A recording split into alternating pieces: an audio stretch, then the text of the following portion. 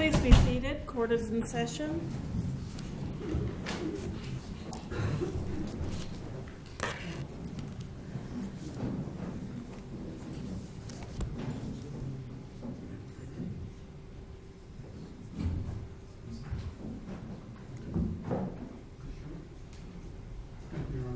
Thank you. Is Mr. Zimmerman?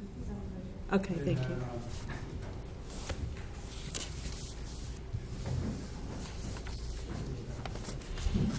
Well, while we're waiting for that, can we approach? Yes, please.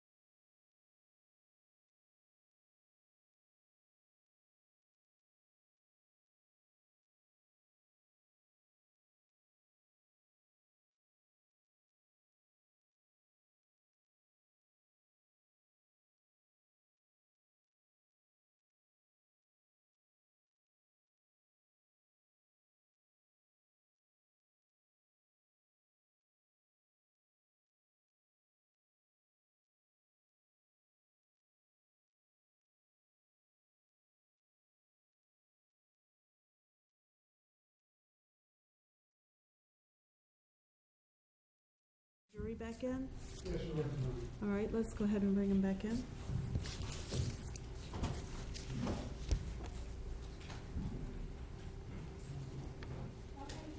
T.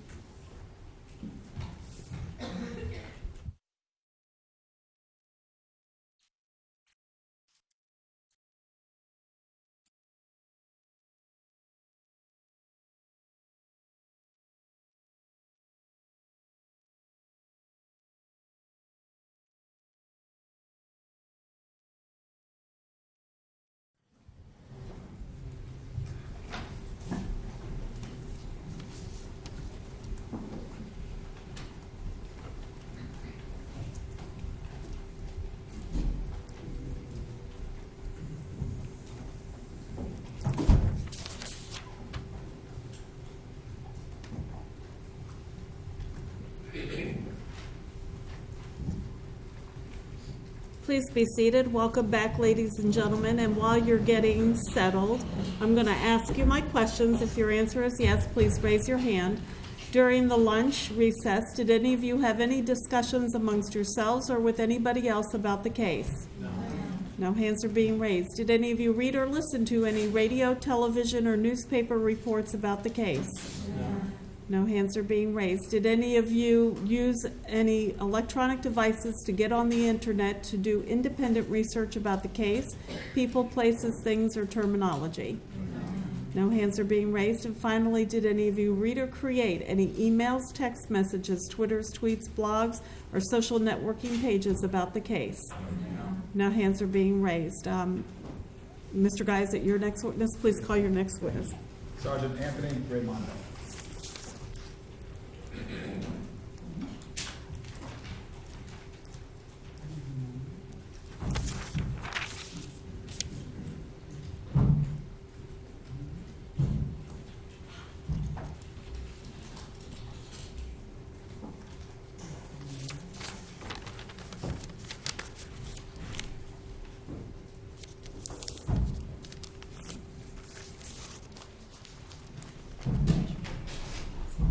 Do you solemnly swear or affirm that the testimony you shall give will be the truth, the whole truth, and nothing but the truth, so help you God? Yes, ma'am, I do.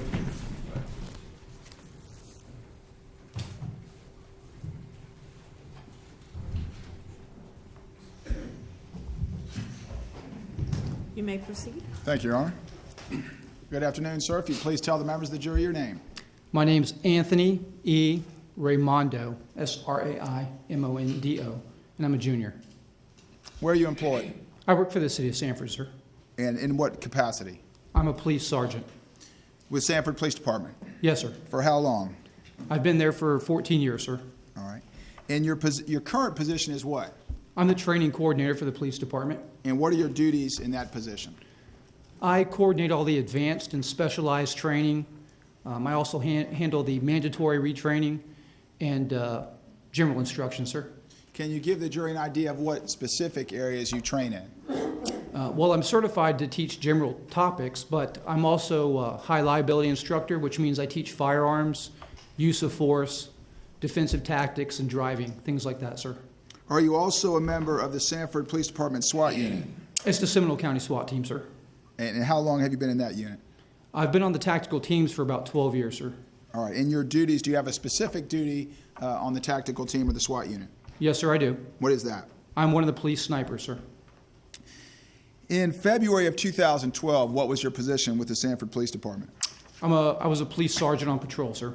And what were your duties as a patrol sergeant? I co-supervised a squad of approximately 14 police officers, sir. And in total, how long have you been a sergeant with Sanford PD? I was promoted to sergeant in 2004, so 9 years as a sergeant, sir. All right. And can you give the members of the jury an idea of the other positions you've held with the Sanford Police Department? I've touched pretty much every section. I started out in patrol like everybody does. I went into field training. I worked in the K-9 unit. I worked in the special tactical unit, the undercover drug unit, the uniform drug unit, the street crimes unit, professional standards section, and of course now I'm in training, sir. All right. Do you have any prior law enforcement experience? Yes, sir, I do. And where was that and from when to when? I worked for the City of Bunnell Police Department from 1996 to 1999, sir. Do you have any prior military experience? Yes, sir, I do. And what was that? I'm a veteran of the United States Marine Corps, sir. And how long you were in the Marine Corps? I was in the Marine Corps for 9 years, sir. All right. What is your educational background? I have a Master of Science degree in criminal justice, and my undergraduate work was criminology and law enforcement technology. I'm also a graduate of the Command Officers Development course through the University of Louisville, sir. All right. If you could estimate for the jury, please, the approximate number of times in your law enforcement career that you have responded to the scene of a shooting.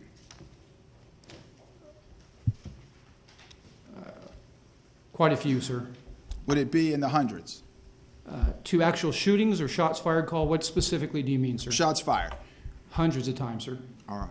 Let me turn your attention then, please, to the evening of Sunday, February 26, 2012. Were you working as a patrol sergeant at that time? Yes, sir, I was. And on that evening, did you respond to the scene of a shooting at the retreat at Twin Lakes Housing Complex? Yes, sir, I did. And tell the members of the jury how you were notified of that call. I heard a radio transmission, sir. What was the nature of the transmission? A suspicious person call, sir. Was that transmission updated? Yes, sir, it was. How so? It became a disturbance, sir. And were there any further updates after it went from suspicious person to disturbance? Yes, sir. And what was that? That the subjects were armed and that shots were fired, sir. What area of town were you in when you received the first dispatch? The west side of the city, sir. All right. And about how far is that from the retreat at Twin Lakes complex? I remember being in the area of St. John's Parkway and Reinhardt when the call came out, sir. So it was within a couple miles. All right. And how long did it take you to get to the scene? It was very quickly, sir. Within 5 minutes? Yes, sir, I'd say so. All right. From your experience, did you know where that complex, the retreat at Twin Lakes, was located? Yes, sir. And how did you know where to go when you entered the complex itself? When I went through the gate, I radioed Officer Smith, who was already on scene, and I asked him which way I should go, whether it was left or right. All right. And did he give you directions? Yes, sir, he did. All right. Your Honor, could you dim the lights, please? And may I approach the witness? Yes, you may. Sergeant, I'm going to give you a laser light. Works by pressing that button. Do you recognize State's Exhibit 2? Give me just a second, sir. Yes, sir, I've got it. All right. Is the retreat at Twin Lakes complex located on that exhibit? Yes, sir, it is. All right. Can you circle that with your laser as best you can? It's this area right here, sir. All right. And Reinhardt Road, do you see that on the aerial? Yes, sir, I do. All right. Can you show the members of the jury where that is? It's this road running right here, sir. All right. And just give the jurors an idea, if you would, of the route that you took to get to the complex first. The intersection I was speaking of is would be at the very top of the screen. So what I did was I came south on Reinhardt Road. I turned east onto Oregon Avenue here, I believe it is, and into the complex, sir. All right. Let me show you State's Exhibit 1. Do you recognize that as a aerial of the retreat at Twin Lakes complex? Yes, sir, I do. All right. If you'd show the jury then the route that you took when you got into the complex and where you parked. The gate is here, sir. This is where I asked, should I go left or right? I was told to go left. I went here to a 90-degree bend in the road so that I started traveling south. I stopped right where the laser pointer is, and I angled my car up under the grass, sir. And what was the purpose of angling your car up on the grass? As I rounded that first turn, I saw Officer Tim Smith and someone else standing between the buildings, sir. All right. And what was the lighting like in that area? Very poor, sir. All right. And what did you do anything with your car to aid in the lighting? I pulled my car in and angled it towards Officer Smith and the male that was standing with him, sir. And did your headlights then illuminate Officer Smith and the subject he was with? It was better, sir, but lighting was still poor. All right. When you got out of your car, did you go over to the area where Officer Smith was? Yes, sir, I did. All right. Were there any street lights or poles in that area, or pole lights in that area? I don't remember seeing any pole lights, sir. All right. Can you show the members of the jury with your laser pointer where approximately Officer Smith was? My car would have been here, and Officer Smith and the male would have been standing somewhere near this T intersection, right where the laser pointer is now, sir. All right. What was the weather like that evening? It was drizzling, sir. All right. Had it been raining off and on prior to your dispatch? Yes, sir. The person that was with Officer Smith, did you get an opportunity? Let me ask you this. Did you know the person?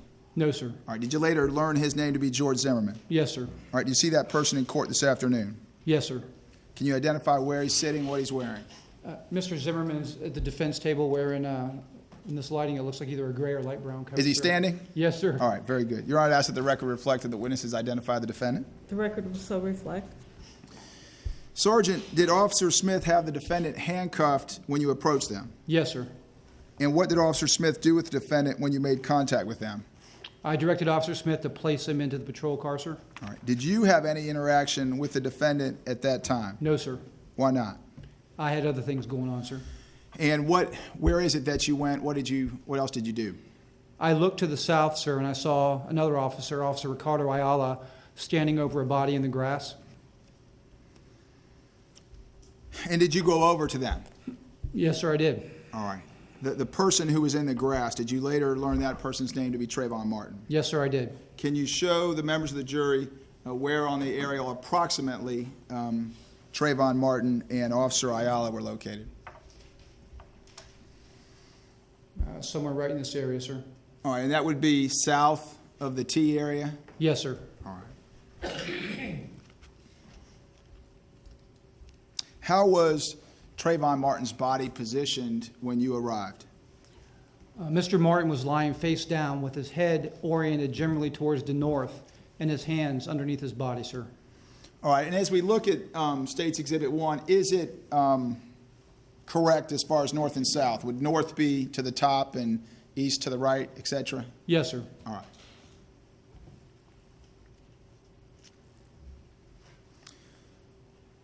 State's Exhibit 5, does that give obviously there's a flash in there, but does that give a general idea of the lighting conditions out there when you arrived? Yes, sir. And State's Exhibit 77, do you recognize that? Yes, sir, I do. Is that a fair and accurate depiction of the way Trayvon Martin's body was positioned when you approached it? Yes, sir, it is. Did you see any movement from Trayvon Martin's body as you approached him? No, sir, I did not. Did you hear any sounds coming from Trayvon Martin when you approached him? No, sir, I did not. Did you attempt to see if Trayvon Martin was still alive? Yes, sir. How did you do that? I attempted to get his pulse, sir. And where did you attempt to take his pulse from? On his neck, sir. Have you had training in that? Yes, sir, I have. All right. Did you detect a pulse on Trayvon Martin? No, sir, I did not.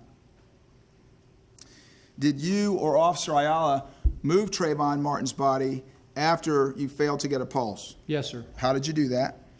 With the assistance of Officer Ayala, I rolled Mr. Martin's body over onto his back. Generally I would describe it as west to east, or maybe it's easier to say, sir, that I rolled him onto his left shoulder and onto his back. Okay, so as we're looking at State 77, you would have rolled him from left to right? Yes, sir. From the left side of the screen towards the right side of the screen. Yes, sir. After you rolled his body over onto his back, did you again try to get a pulse? Yes, sir, I did. How did you do that? Same carotid area, sir. And were you able to get a pulse? No, sir, I was not. All right. What did you do next? I breathed for Mr. Martin, or I tried to, sir. In a CPR technique, Yes, sir. do you have training in CPR? Yes, sir, I do. All right. And what was your role in that, the CPR attempts on Trayvon Martin? I was doing breaths, sir. Did you use any type of mask when you first started CPR with Trayvon Martin? No, sir, I did not. Why not? I did not have it available, sir.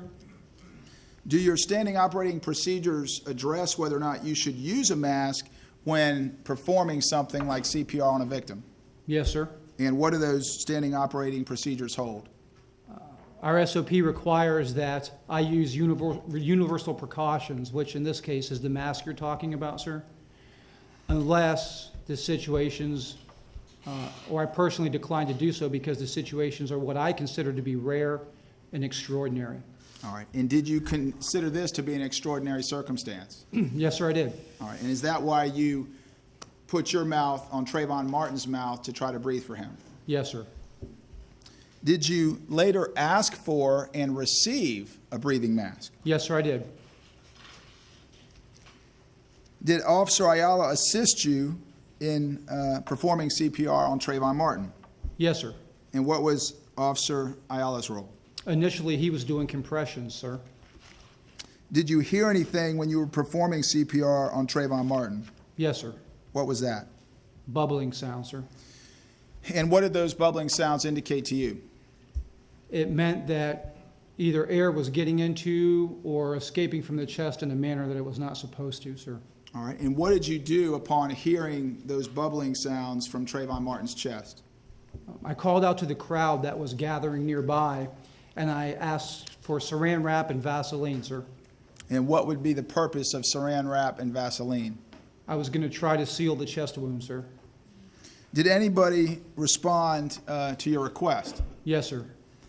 Was that a civilian? Yes, sir. All right. Can you describe that person at all? Yes, sir. How's that? I would describe him as an Asian male, sir. Did you ever get that person's name? No, sir. And what did the Asian male give to you to assist? He gave me a plastic grocery bag, sir. Do you recall what color it was? I don't, sir. What did you do after you were given the grocery bag? I made the decision to try to seal the exit wound first, sir. And what steps did you take in that regard? I lifted Mr. Martin's body into a seated position by placing my right hand behind his head and my left hand in his midsection, and with the assistance of Officer Ayala, raised him to a seated position, sir. And why were you looking for an exit wound? It wouldn't have done any good for me to seal the chest wound if I didn't seal the exit wound as well, sir, so I decided to start there. When you and Officer Ayala sat Trayvon Martin up, did you feel anything in Trayvon Martin's clothing? Yes, sir. What was that? I felt a cold can, sir, And where did you feel the cold can? in his jersey pocket, sir. Did the can feel empty or full? It felt full, sir. And when you say jersey pocket, describe that for the jury, what you mean. Like a sweatshirt where you would put your hands into a pocket in the front, sir. In the center? Yes, sir. All right. Do you know whether or not the can that you felt, do you know whether or not that was in a bag when you felt it? I do not know, sir. Did you examine the can in any fashion or remove it from his sweatshirt? No, sir. Why not? It just wasn't on my list of priorities, sir. All right. Did you find an exit wound to Trayvon Martin's body when you sat him up and searched for one? No, sir, I did not. So what did you do next? I laid him back down on his back, sir. Did you continue CPR after you laid him down? Yes, sir, I did. And was rescue called to that scene? Yes, sir. Did they respond? Yes, sir. All right. And did rescue take over the CPR efforts after they arrived? Yes, sir. What did you see the rescue personnel do to treat or assess Trayvon Martin? I watched them hook up the leads of the EKG machine to Mr. Martin, sir. All right. And was Trayvon Martin pronounced dead by rescue at the scene? Yes, sir. Were you present for that? Yes, sir. After Trayvon Martin was pronounced dead, did you or anyone else put anything over his body? Yes, sir. And what was that? I put an emergency blanket over Mr. Martin's body, sir. And what was the purpose of that? Well, one, it was respect for the deceased. Two, is to mitigate trauma that witnesses or family members may be exposed to if they arrived on scene. And then three was to preserve any physical evidence on the body, sir. And when you say to preserve any physical evidence, do you mean in part because of the weather conditions? Yes, sir. It was still raining at the time? Yes, sir. When you placed the blanket over Trayvon Martin's body, did you move any evidence, to your knowledge, surrounding his body? Not that I know of, sir. All right. And while you were at the scene, did you collect or move any evidence yourself? No, sir. And why not? Wasn't my job, sir. All right. Your Honor, if I could ask that the lights be dimmed one more time. I have a couple of additional photographs. Thank you, Your Honor. State's Exhibit 20. Do you recognize that? Yes, sir, I do. What do you recognize that to be? That's Mr. Martin's body, sir. And is that in the way it appeared after he was pronounced dead in your efforts and Officer Ayala's efforts at CPR? Yes, sir. Sergeant, I'm going to circle an object up here on the left hand of the screen with my red laser. Do you recognize that? Yes, sir. What is that? It's a CPR mask, sir. All right, is that the mask we referred to earlier that you were later provided when performing CPR? Yes, sir, it is. States 21, do you recognize that? Yes, sir, I do. And is that a close-up shot of Trayvon Martin, Yes, sir, it is. particularly his face? Yes, sir. Again, in the top left-hand corner, is that the breathing mask that you referred to earlier? Yes, sir, it is. All right. States 28, do you recognize that? Yes, sir, I do. And what is that? It's a gunshot wound, sir. And States 6, do you recognize that? It's definitely a picture of the retreat at Ten Lakes, sir. It looks like it's, the orientation is towards the south, sir. All right. Can you see, despite the rain, can you see the blanket that was covering Trayvon Martin's body in that photograph? Yeah, I've got it now, sir. I see it. All right. Would you circle it with your laser pointer? And you're circling an area that's actually behind a raindrop. That's correct, sir. Okay.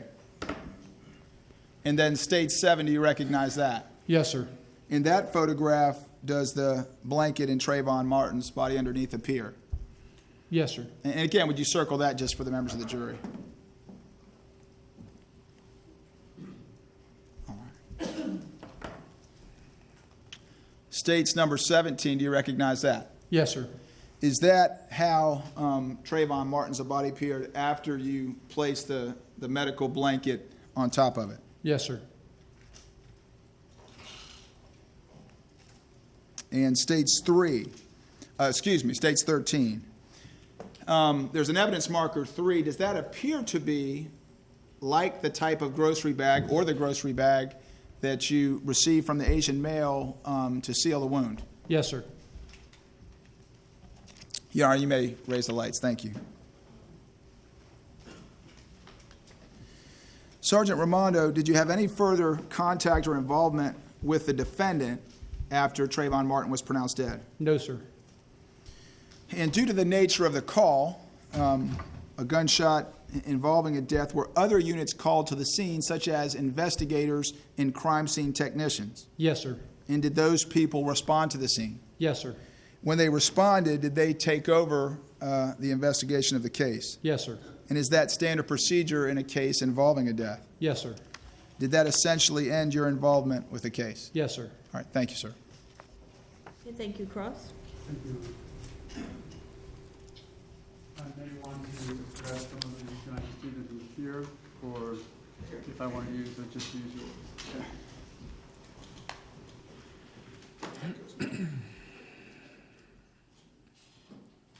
Afternoon, officer. How are you? Good, sir. How are you? Doing well.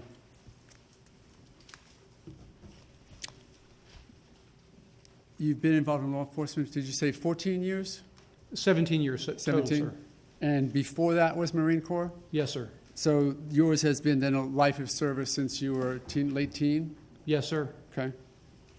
And in the Marine Corps, did you involve yourself in any military police? No, sir. Okay.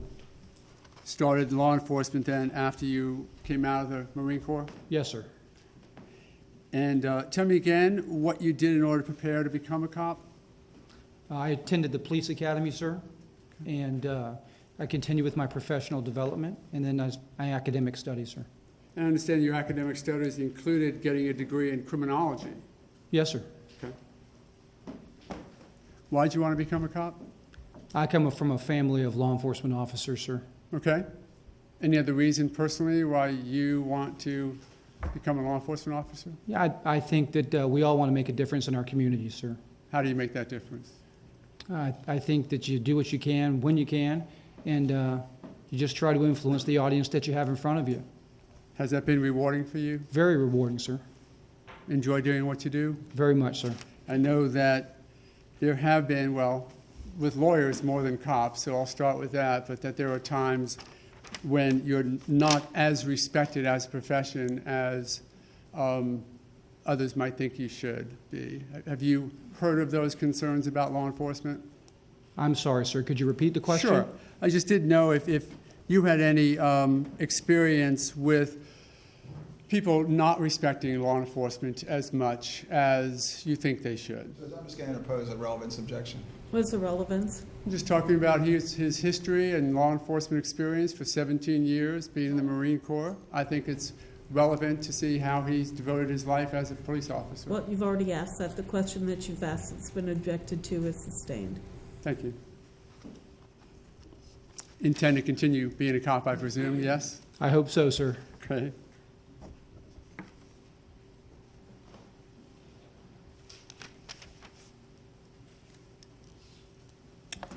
Just to take a moment, if I can work this right, to go back. Your Honor, if you might, dim the lights, please.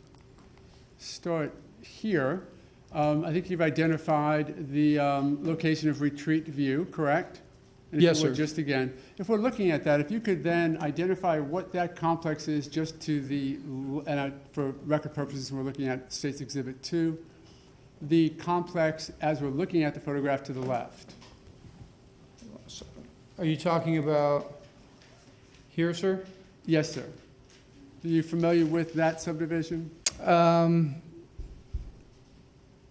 want to say that it's maybe Colonial Town Park. I'm Colonial? not sure, sir. Yes. And what is that? It's another housing complex, sir. Okay. Now going a little bit further to the left of that, if you would, that little area that looks almost like it has a couple of ponds in it. Do you know what that is? I'm not sure we're looking at the same spot, sir. Where, are you talking about in here, sir? Yes, sir. Is that yet another complex? Yes, they've changed the name of it, sir, and I don't know what the name change is, but yes, sir, it is another housing area. Okay. Now let's go to the far left where that little yellow push pin marker is. Do you know that to be the area where the 7-Eleven is? Yes, sir. Okay. And if you were driving a car from the 7-Eleven back to Retreat View Circle, which way would you go? I would go north on Reinhardt, and then I would go east on Oregon, sir. Would you mind just tracking that with your laser? I would go north on Reinhardt, and then east on Oregon into the retreat at Twin Lakes, sir. And if you were walking and wanted to take the quickest route, which way would you go? I really don't know what the pedestrian areas in that particular area are, sir. So not knowing that, I would probably take the same route on foot. Okay. Let's focus then your attention to that second subdivision, Colonial, that we talked about. If you would put the laser just right there, and right above that, that one looks like right above it, that looks like a path right there. Yes, sir. Do you know that to be a walking path through that area? I don't know it to be a walking path, sir. Thank you. And again, this is Retreat View area itself, right? Yes, sir. Retreat at Twin Lakes. And I think you identified you came in what is on the top and sort of came around. Thank you. Now, this is a picture you identified as sort of showing the lighting conditions that night, correct? Yes, sir. State's Exhibit 5. Of course, this photograph is even a touch lighter in the foreground because it has the flash activated, does it not? Yes, sir. I would agree with that. So it would actually be as dark in the foreground as it is in the background, but for the flash? Yes, sir. And that was the conditions when you got there on scene just moments after the event? Yes, sir. Similarly with this, we can see Trayvon Martin's body only because it is illuminated with a flashlight. Yes, sir. Otherwise, would the body be in a similar darkness as the area outside the focus of the flashlight? Yes, sir. Now, this was the condition and the positioning of the body precisely as it was when you first saw it, correct? Yes, sir. It looks very similar. It had not been moved yet, correct? Sir, I don't know when that picture was taken. Okay, well, let me ask it this way. It was you and Officer Ayala who actually turned the body over for CPR purposes, correct? Yes, sir. Okay. And the feet and the location of the feet, that was the position they were in when you came upon the body? I really don't know, sir. I mean, Could you be more specific? I'm just curious, I thought you had testified earlier that when you reviewed State's Exhibit 76, you stated that that was the exact position the body was in when you came upon Yeah, it. that is how the body appeared to me when I arrived, sir. I didn't make note of the position of the feet exactly. Yes, sir. Did you get any information from any other law enforcement officer that the body had been moved at all? No, sir. And you were the first person, along with Officer Ayala, to actually move it for CPR purposes? Yes, sir. And I think you testified that when you came upon Trayvon Martin's body, you did not hear or get a pulse whatsoever? No, sir. As best you can tell at that point, he was already deceased? I'm not qualified to call him deceased, sir, but definitely in need of services. And this was the body as it was after the attempt at CPR? Yes, sir. As we look at the upper clothing part, is that the pouch area in the front was now on his waist that you found what you said was a cold can in? Yes, sir. Okay. And it was actually inside that pouch? Yes, sir. And I think you identified this as a gunshot wound. Did you actually view this gunshot wound Yes, sir. on the body? Yes, sir. Looking for the area to cover up, and I think you said because there was air escaping, Yes, sir. necessary for proper CPR. Yes, sir. Similarly, this is a picture with the yellow blanket in the distance, but also a photograph which, without the flash, would have been much darker, correct? Yes, sir. The entire area back then was as dark as it is in the background. Yes, sir. Similar with this as well. Yes, sir. And again, we're looking at State's Exhibit 7.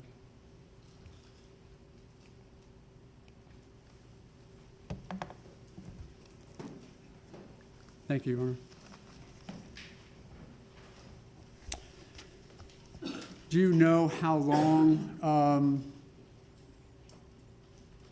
Trayvon Martin's body was exposed to the rain before you covered it with a blanket?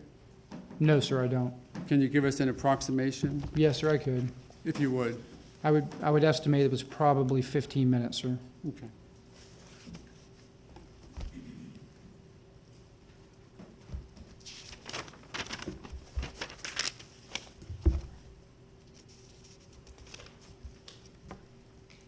If I might have just a moment, Your Honor. Yes, okay.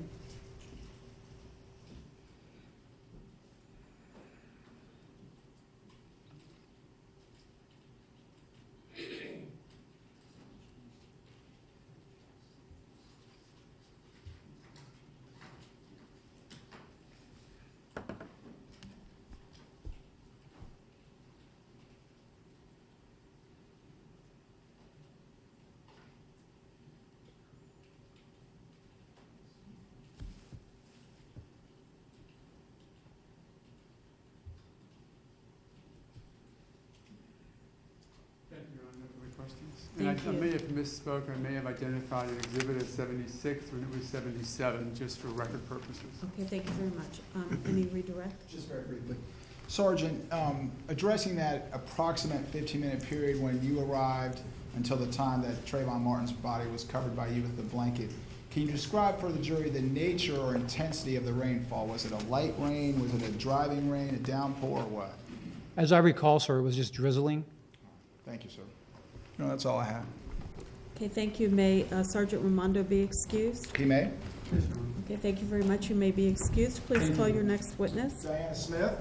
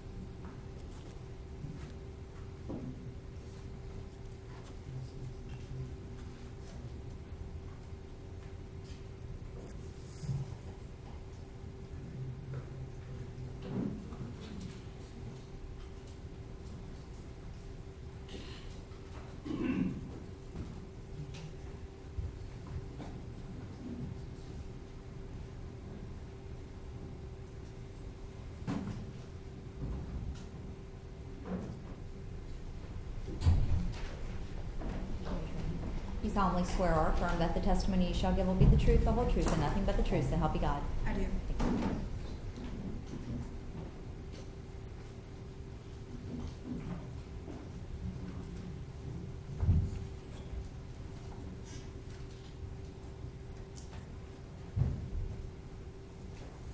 You may proceed. Thank you, Judge.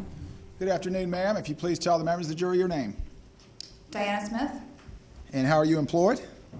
with the Sanford Police Department. And how long have you been with the Sanford Police Department? A little over 6 years. And your position with the police department is what? I'm a crime scene technician. And can you describe for the jury what are your duties and responsibilities as a crime scene technician? I respond to crime scenes to document, photograph, collect, and preserve evidence. And how long have you been a crime scene detective or technician with the Sanford Police Department? Almost 6 years. All right. And what was your position before becoming a crime scene technician? I was an evidence technician. All right. And tell them what an evidence technician does. They transport, intake, and inventory evidence. Can you give the jury a brief summary of your training and education that you've completed to prepare you for your duties as a crime scene technician? On-the-job training. I also have certifications in crime scene processing, crime scene response, reconstruction of shooting incidences, DNA analysis, death investigation, and blood pattern analysis. All right. Do you also attend continuing education courses to stay current in the field of crime scene investigations? Yes, I do. Can you estimate for the jury, please, the approximate number of scenes that you've processed in your 5+ years as a crime scene technician? It's been about a few hundred. Incidentally, are you related to a Sanford Police Department patrol officer named Tim Smith? Yes, I am. How so? He's my husband. Do you and Officer Tim Smith, occasionally have the opportunity to respond to the same calls? Yes, we do. And how does that happen? My on-call rotation sometimes lands on his rotation. All right. Let me turn your attention then, please, to the evening of Sunday, February 26, 2012. Were you working on that evening? Yes, I was. And on that evening, did you respond to the scene of a shooting at the Retreat at Twin Lakes complex? Yes, I did. Is that located here in Sanford, Seminole County, Florida? Yes, it is. And approximately what time did you arrive on the scene? About 7:55 p.m. Had the scene been taped off and secured by patrol officers when you arrived? Yes, it was. And what were the weather conditions like when you arrived? We were experiencing intermediate showers. Had it been raining prior to your arrival at the scene? Yes, it had. When you arrived at the scene, did you speak with Sanford Police Department patrol officers that had arrived before you? Yes, I did. And what is the purpose of that? To brief me on the scene. Was the victim's body still located at the scene when you arrived? Yes, it was. And did you later learn that person's name to be Trayvon Martin? Yes, I did. Did Trayvon Martin's body have a yellow medical blanket on top of it when you arrived? Yes, it did. Did you conduct a walkthrough of the scene? Yes, I did. And explain for the members of the jury, what is a walkthrough? What do you mean by that? The officers that are briefing me on the scene would usually walk me through and point out any type of evidence or anything that they've noticed that I need to be aware of before I start working the scene.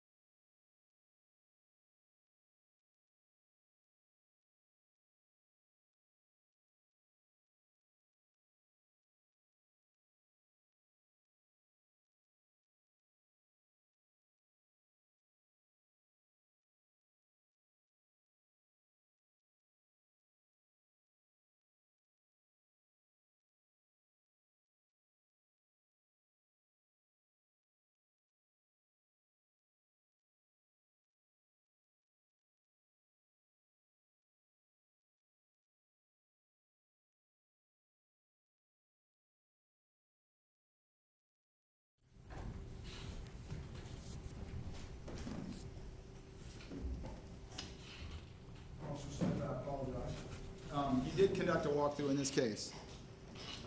Yes, I did. All right. After completing the walkthrough, what's the first thing you did as far as processing the scene? Started my photographs. And did you touch or move anything before you started your photography? No, I did not. And why do you start with photography? So that I can present in my photographs the way the scene was presented to me. Was it still raining when you were taking photographs? Yes, it was. And in fact, do some of your photographs capture the rain at the scene? Yes, they do. Do you photograph the scene in stages? Yes, I do. And explain to the jury what you mean by that. My first photographs are overalls using no markers, and then I go back in and get closer with markers. And tell them what you mean by markers. Object markers, usually with a number or a letter. And what are the purpose of placing markers by items of evidence? In relevance to photographing the location to one another. All right. Did you later collect the items that you identified with the markers? Yes, I did. All right. Did you measure the scene and the items within the scene prior to the collection of those items? Yes, I did. Did you create a diagram of the scene to document the location of the physical evidence relative to other pieces of evidence into the body of Trayvon Martin? Yes, I did. And were your measurements and scene diagram later provided to a member of the Florida Department of Law Enforcement in order to construct a computerized rendition of the crime scene? Yes, it was. And have you seen the computerized renditions of the crime scene in this case? Yes, I did. And do those renditions fairly and accurately depict the crime scene and the layout and location of the physical evidence at the scene? Yes, it does. All right, John, if I may approach the witness. Yes, you may. Let me show you first Officer 139. And just outside the presence of the jury, you recognize that? Yes, could you Yeah, please? Judge, I believe these were previously stipulated to. But I'm happy to show them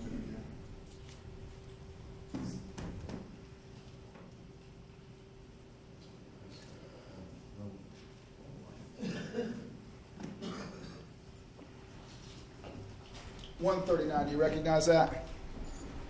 Yes, I do. All right, and does that fairly and accurately depict the layout of the scene and the evidence within the scene when you arrived?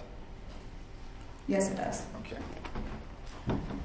And states 140, is that just sort of a shot of the same area but from further out? Yes, it is. And does it include more of the buildings in the complex than the State's Exhibit 139? Yes, it does. Your Honor, may she step down Yes, you may. so I can publish this?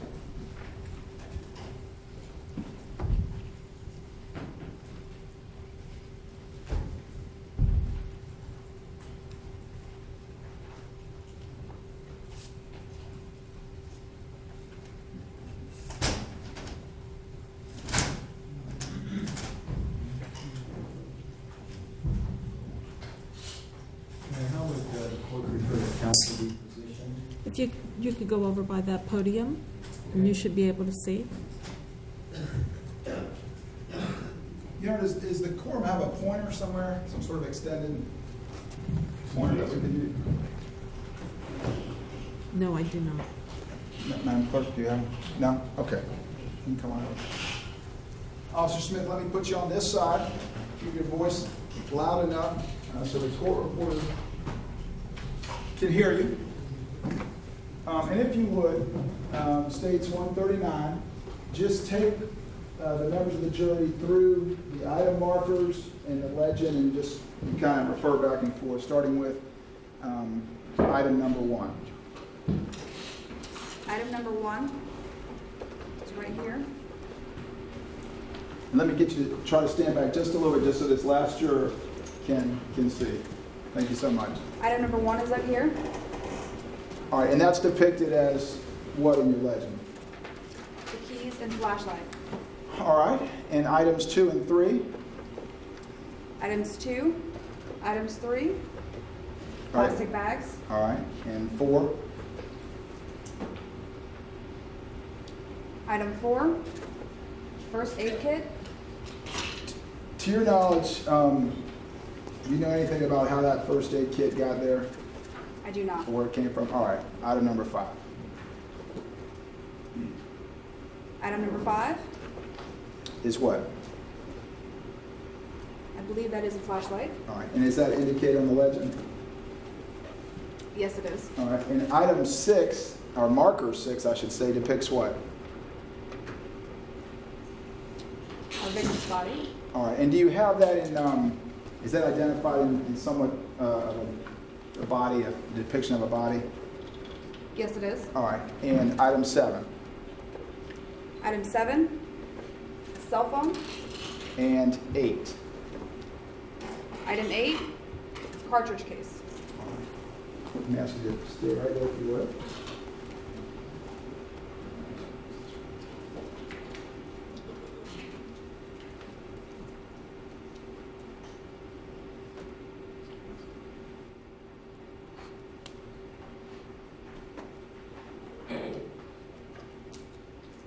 Your Honor, could you dim the lights? And Your Honor, would you inquire of the jurors if they can still see the screen without in the way? They can't, all right?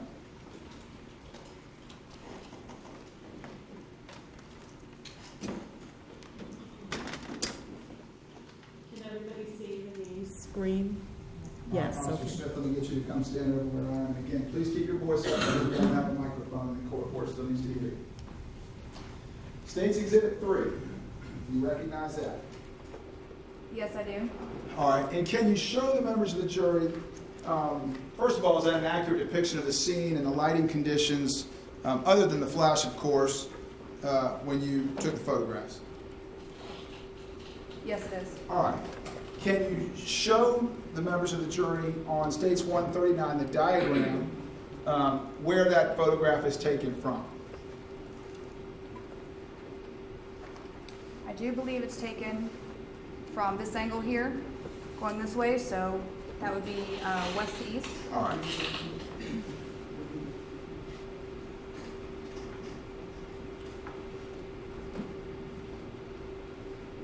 States Exhibit 4, what's depicted in that photograph?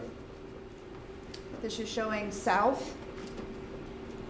We are going to be standing on the other side of this T, right about here, looking down the T on the sidewalk. All right. And I'm going to circle in red. Is that the blanket that covered Trayvon Martin's body for perspective? Yes, it is. All right.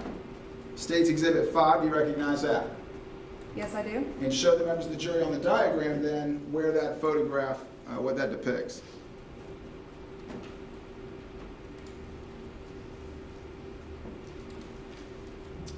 If I'm not mistaken, that is standing right here at the T, looking down towards object marker number 4. All right, and is the kind of the dog walk container or receptacle depicted in that photograph? Yes, it is. And show the members of the jury where that would be on the diagram. I do believe it's this marking right here. States Exhibit 6, from what angle or view is that? This is looking at the corner behind 2861 and looking down the T. And again, do we see Trayvon Martin's body in the blanket depicted in the photograph actually behind a raindrop? Yes, yes, you do. All right, State 7, what angle or view is that? This is now standing on the T looking south, going this way. And States 8? Standing right behind object marker number 1, also looking south. All right, and I'm going to circle that on the screen. When you refer to the markers, that's what you're referring to? That's correct. All right.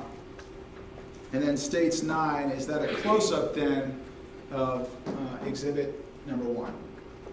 Yes, it is. And I believe that's depicted on the diagram and from your testimony as the keychain with the flashlight on. That is correct.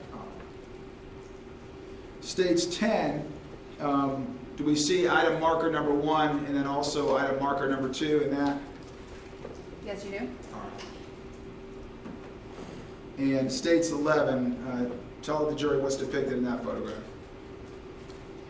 This photo's taken from right over here, looking at object markers 2, 3, 4, 5, 6, and 7. All right. This is obviously 2. Is this 3 right here? Yes, it is. All right. And in the background, is that 4 up there? Yes, it is. All right. And then 5 and 7 are more visible, and 6 actually depicts the body, correct? That is correct. All right.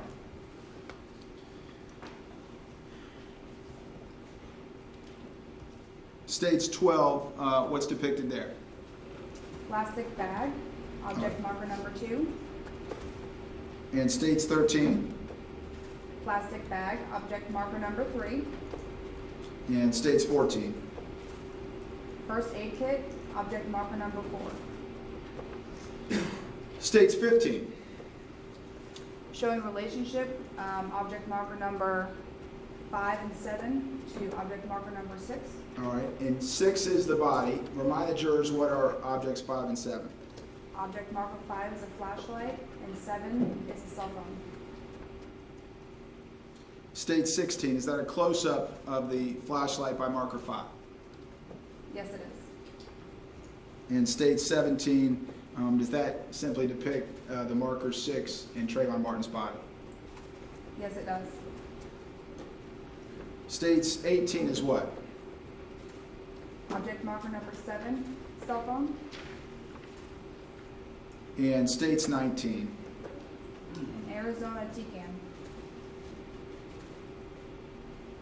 States 20, is that how Trayvon Martin's body appeared when the yellow medical blanket was removed? Yes, that is correct. And states 21, is that a close-up of Trayvon Martin's face? Yes, it is. And states 22. Showing a photo pin. Was that pin collected as part of your work in this case? Yes, that is correct. States 23, Documenting a watch. as well as Mr. Martin's left hand, wrist, That is correct. and states 24, Documenting our victim's right hand. and states 25. Is that a depiction of Trayvon Martin's body just from the other side now? That is correct. And states 26, does that more clearly capture the photo pin on Trayvon Martin's sweatshirt? Yes, it does. States 27, what's depicted there? That is a possible projectile hole. And in that photograph, has the gray outer sweatshirt been lifted up to expose a second sweatshirt? Yes, it has. And states 28, what's that? That is a possible gunshot wound. States 29, in that photograph, has the body of Trayvon Martin been already removed? Yes, that is correct. All right, and I'm going to circle a little yellow arrow, if you will, on the screen. Is there a purpose for that arrow? Yes, there is. And is that something that you or another member of the police department placed in the grass? Yes, that is correct. And what's the purpose of the arrow? To show relationship between object marker 6 to the cartridge case. All right, and states 30, does that depict the cartridge case with the arrow? Yes, it does. All right, and if I circle it, is it right at the end of the pointed end of the arrow? That is correct. And does it appear that the cartridge case is actually standing on end as it fell in the grass? Yes, it does. States 8, was that the marker that you used to depict the shell casing? Yes, it is. All right, in states 32, I'm sorry, Judge, I think I said states 8, I meant states 31, the prior photograph. States 32 depicts what? A measurement of a cartridge case. All right, states 33 show the members of the jury on the diagram, if you would, where that photograph was taken from. This was taken from the front of this residence here, 1221 and 1211. All right, and states 34. Showing the front of the residence to 2861 and 2851. And states 35. Showing 2861 out front again. All right, let me back up for just a moment. States 21. Do you see in that photograph depicted earphones or headphones in that photograph? Yes, I do. All right, and are those depicted essentially to the right and above Trayvon Martin's head? Yes, that is correct. All right. Let me catch up. States 36. Did you return the next day and take photographs in the daylight hours? Yes, I did. And that would have been on the 27th. That is correct. Okay. Is the ground and the sidewalk still wet in that photograph? Yes, they are. All right, and show the members of the jury again on states 139, the diagram, where that photograph depicts the angle or view. It's going to be right over here. That would be west, on the west side. All right. Shooting from west to east. Yes, that is correct. All right. In states 37. It's going to be right here, following the T. And again, the dog receptacle, dog package receptacle is in there. It's right here. States 38. This is standing right above the sidewalk, looking down the T, going south. And states 39. This would be over in this area where object marker number 3 and 4 are roughly. And states 40. And that would be on the east side looking west. States 41. Also on the east side looking west. States 42. That would be the back patio of 2861 here. And states 43. What area is depicted in that photograph? You're looking right behind object marker number 4, which is here, looking north. And states 44. This would be right over by object marker number 5 and 6. And that would be looking east, going this direction. Your Honor, would you raise the lights, please? Thank you. And just quickly, let me ask you, states 140, describe for them now how 140 relates to 139. This is just a zoom out photo diagram of the previous exhibit. It just shows relationship to more of the buildings.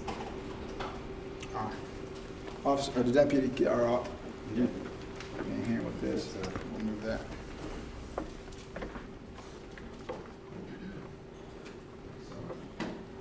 All right. Your Honor, may she stand down while we publish some exhibits? Yes, yes, Your Honor. All right.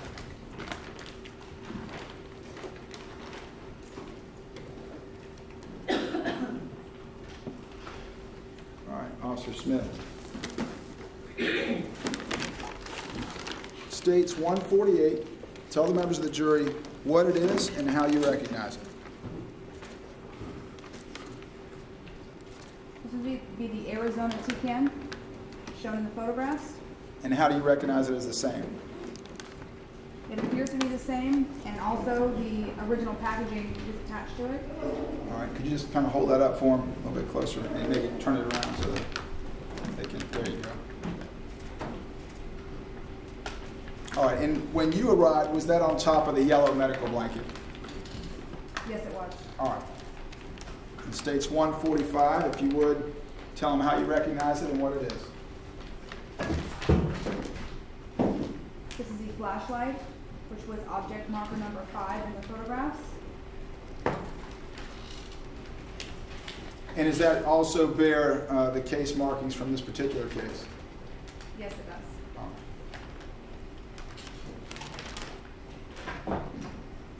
States 146.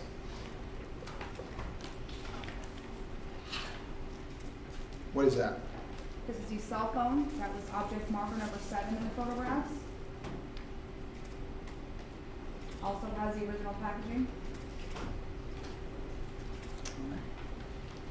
And states 142 and 143. If you could hold those up together. What are those items? Object marker number 2 and number 3, 2 plastic bags. And do those also bear the original packaging that you would have put them in before you took them in the property room? Yes, they do.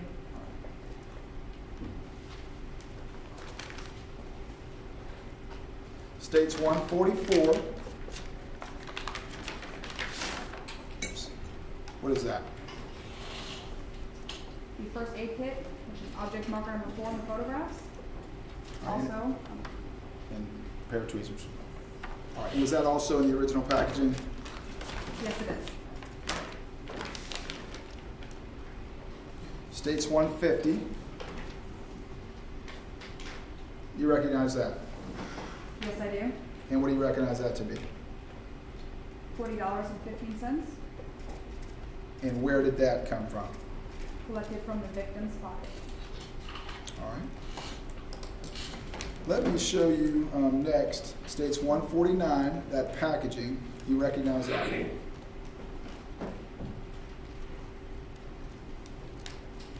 Yes, I do. And is that a composite exhibit? That is, it contains multiple items.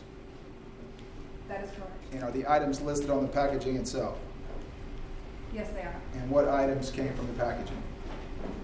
A red lighter, a photo button, bag of Skittles, and headphones. All right. And is this the lighter that was originally in that package? Yes, it is. All right. And then the photo button. Is that the same? Yes, it is. All right. Package of Skittles.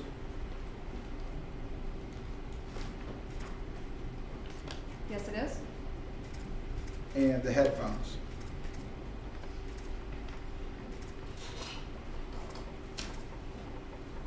Yes, they are. All right.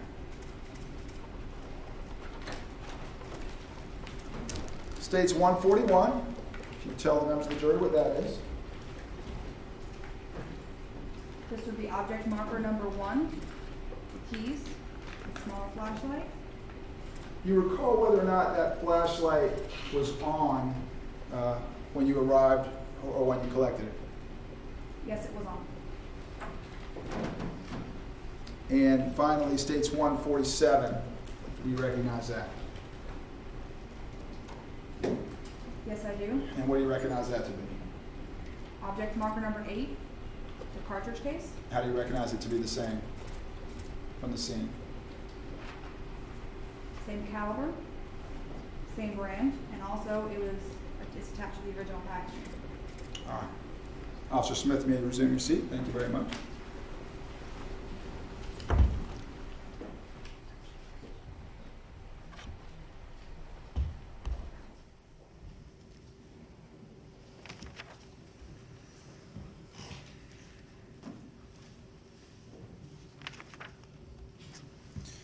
Officer Smith, did you process any of the items by any means other than photography?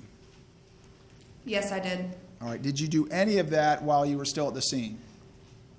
No, I did not. And why not? The weather conditions would not allow me to. All right. Was Trayvon Martin's body removed from the scene? Yes, it was. And it was after that that you found the shell casing? That is correct. And how was the shell casing discovered? By using a metal detector. Did you search the scene in any way for blood evidence? Yes, I did. In what areas did you search? I searched along the sidewalk, in between the buildings, And how did you conduct that search?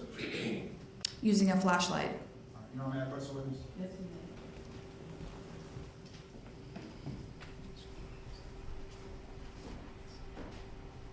Let me show you again, Officer Smith, States 139. Can you stand up for me? And just show the members of the jury generally what areas you searched for any blood evidence. I walked along the T on the sidewalk, down the T, in the grass, and between all these buildings. And you were using a flashlight. That is correct. All right. Did you, other than the area immediately surrounding the body, did you locate any blood at the scene? No, I did not. Did you locate any blood in the grass where the body was? No, I did not.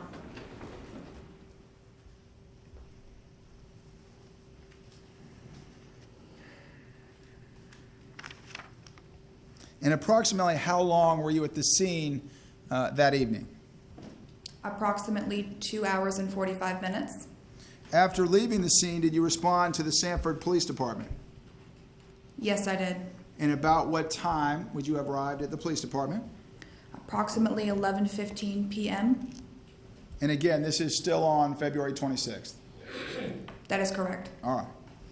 While at the station, did you take photographs of a person later identified to you as George Zimmerman? Yes, I did. You see that person in court this afternoon? Yes, I do. Can you identify where he's sitting or what he's wearing? Over to my right, wearing a light-colored jacket and a plaid tie. Your Honor, I'd ask that the record reflect that the witness has identified the defendant. The record will so reflect. If I can have Mr. Zimmerman have somebody swap these batteries out.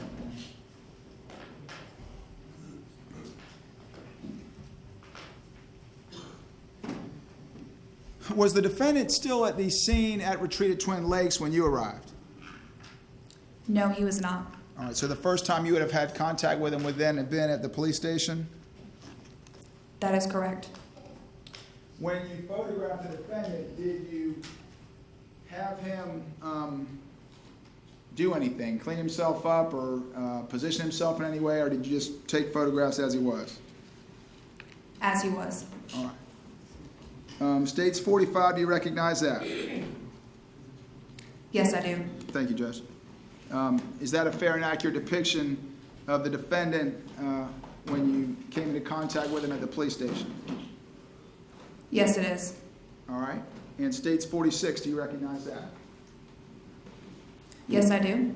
Is that a close-up of the defendant that you took at the police station? Yes, it is. States 47, is that a further close-up of the face of the defendant that you took that evening? Yes, it is. And States 48, yet a closer shot of the defendant's face? That is correct. All right. States 49, what's depicted in that photograph? The shoes? And did you essentially, in photographing the defendant, take shots literally from head to toe, Yes, I did. front and back? That is correct. All right. States 50, then, what does that depict? Showing the jeans and the shoes. And States 51?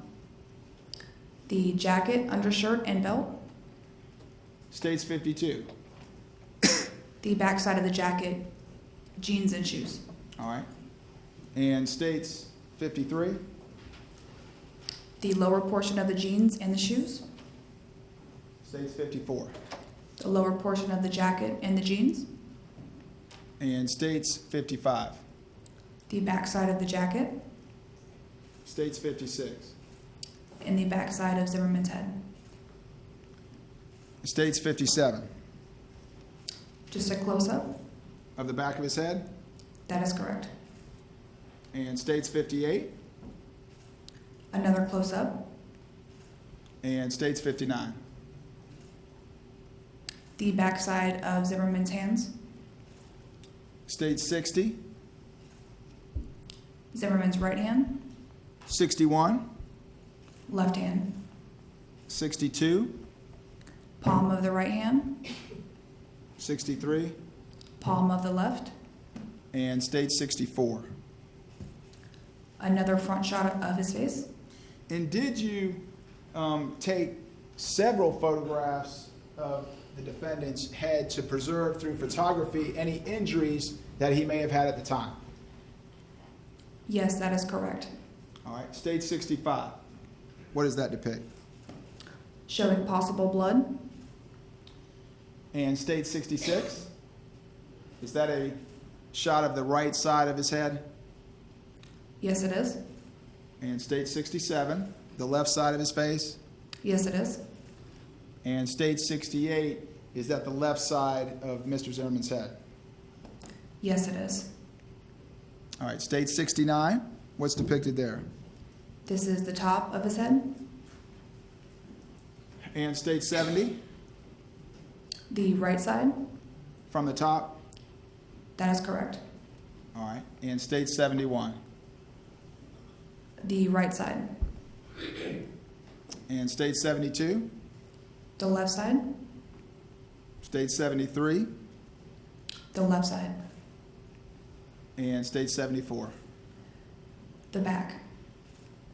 State 75. The right side. Yeah, there are no more photographs. Thank you. While you were at the police station, did you also collect the clothes that the defendant had on? Yes, I did. And did you get those clothes from the defendant or someone else? I do believe directly from the defendant. And how did you package the defendant's clothes? I gave the defendant paper bags to put his clothing items in. And did he do that? Yes, he did. All right. And what did you do with the defendant's clothes after you collected them? They were packaged and put into evidence. All right. Your Honor, may I have the witness step down, Yes, you may. if you would?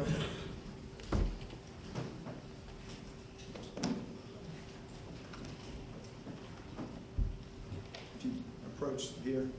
And again, I'm going to need you to, yeah, you can stop right there. We'll bring it out to you. States 151, does that appear to be the jacket that you removed from the defendant or that he removed?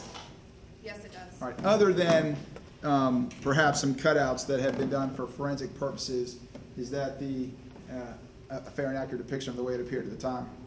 Yes, it is. Okay. If you would just come over a little closer. I'm going to ask you if you recognize the packaging associated with states 151.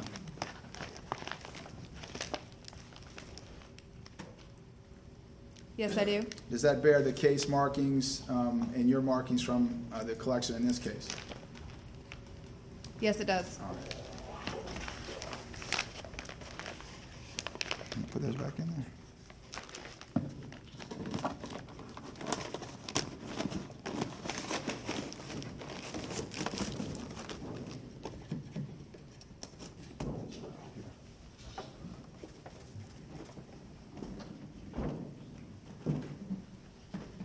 States 153.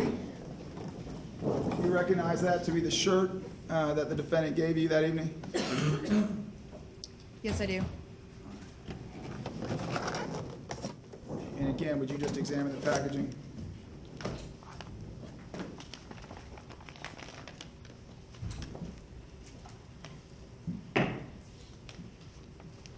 Does it bear your markings, the case number, etc.? Yes, it does.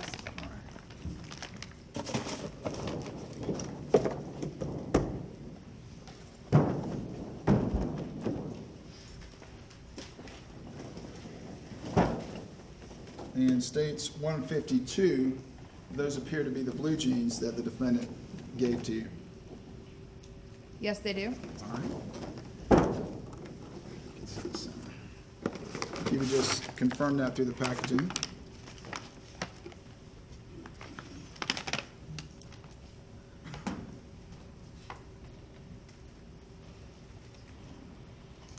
Yes, I do. All right. You may resume your seat.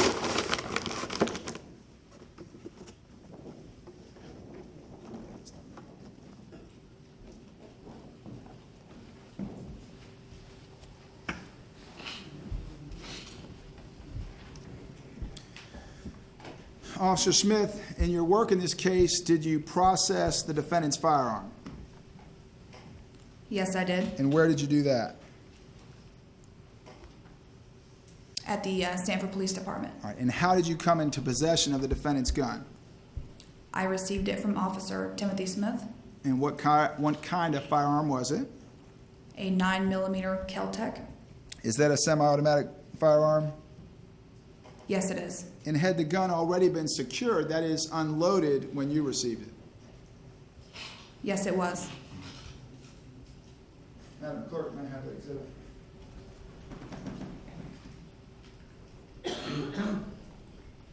May I approach the witness? Yes, you may. Deputy, could I ask you to examine the State's 154 to determine whether or not it's been secured with a gun lock?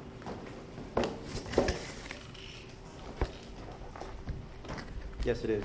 All right. Would you hand that to Officer Smith? Thank you. Officer Smith, do you recognize that exhibit? Yes, I do. And was that the gun and holster that you received from Officer Tim Smith in connection with this case? Yes, it is. And do you recognize the packaging, the case number, again, et cetera?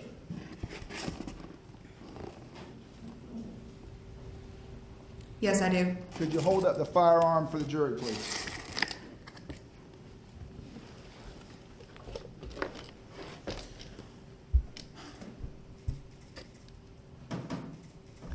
All right, and the red piece that you're holding in your left hand, is that the end of the gun lock to secure the firearm? Yes, that is correct. All right. Did that gun lock, was that given to you when you received it from Officer Smith, or is that something that's been added later for courtroom security? It's been added later. All right. If you would then, please hold up the holster containing that exhibit.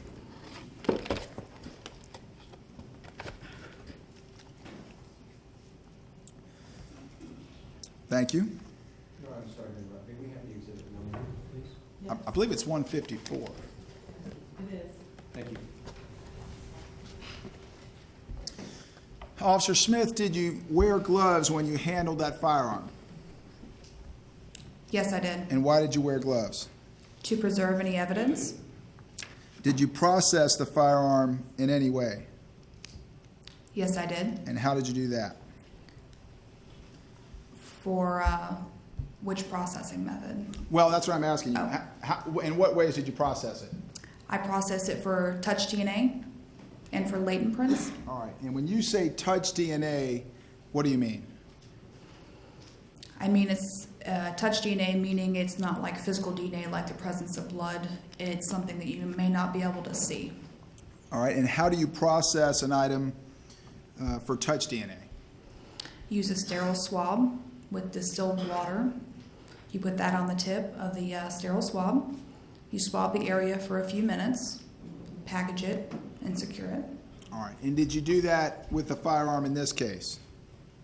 Yes, I did. And can you show the jury what areas of the firearm you processed for DNA? Yes, I can.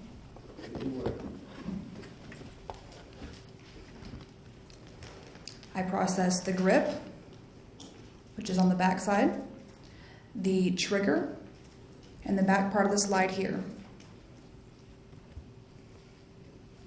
All right. And then what did you do with those swabs? I submitted them into evidence.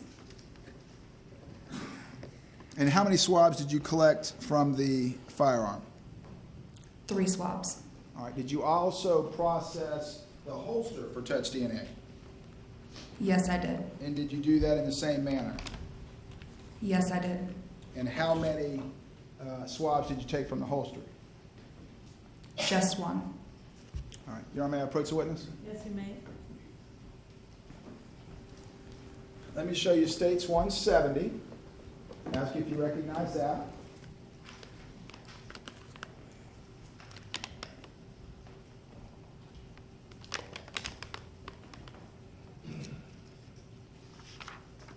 Yes, I do. And what do you recognize that to be? The 4 swabs that I collected from item TS-1. And how do you recognize it to be the same? the object markers, my handwriting, and case number. All right.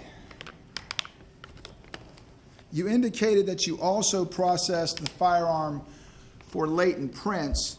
Tell the members of the jury which processing did you do first, that is the swabbing for DNA or the examination for latent prints? I visually examined it for latent prints prior to swabbing for DNA. After swabbing for DNA, then I processed the rest of the firearm for latent prints. Okay, why did you process it for DNA prior to using some physical component to process it for fingerprints? The areas that were swabbed for DNA are less likely to have latent prints appear after processing them. All right, and explain to the members of the jury, first of all, what is a latent print? What is meant by that? A latent print is an impression that contains ridge detail. And how is it that you're able to capture that or preserve that for future examination? When you're using powders, it adheres to traces of fatty acids, amino acids, and proteins that are within latent prints. And how do you, physically, how do you use the powder to capture a latent print? You take the latent brush, you put it in the powder, and you lightly brush the item. And then what do you do? What's the next step? And any areas of interest, then you take latent print tape, put it on the item, take it off, put it on a latent print card. And do you mark the card in any way? Yes, you do. And how's that? You mark it by the case number, the item number, what you're lifting the tape from, and draw a diagram. And when you processed the firearm, in this case for latent fingerprints, were you able to lift any, to make any lifts onto a card? Yes, I was. How many? Just one. May I approach, Your Honor? Yes, you may. Let me show you States 183. Ask if you recognize that.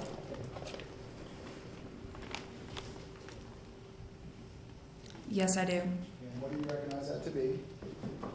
The latent print card that I pulled from the firearm, And how do you recognize it to be the same?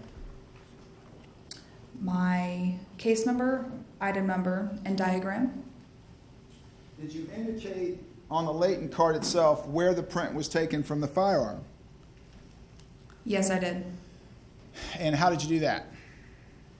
I drew a diagram, circled the area.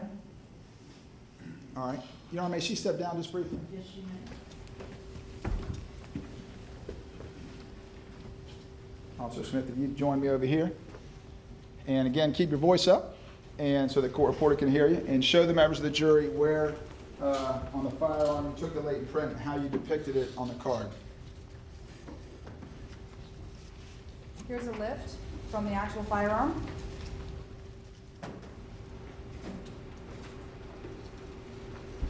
On the opposite side is my diagram and all the information, case number, item number, where it was lifted from.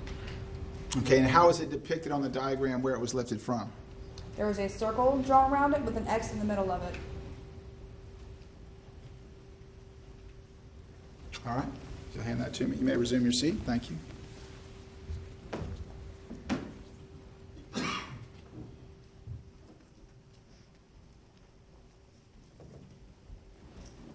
Officer Smith, so we're clear, is it your job, once you lift or make a lift of a latent print, is it your job to analyze it to determine whether or not it's of any value or whether or not it can be compared to any individual? No, it's not. Whose job is that? That would be a latent analyst. In a similar manner, when you take a swab from DNA, are you the person who goes on to process that, or is that done by someone else? That is done by somebody else. All right. Did you also process in this case the Skittles bag that was shown earlier, as well as the larger black flashlight? Yes, I did. And did you swab them for DNA in the manner that you previously described? Yes, I did.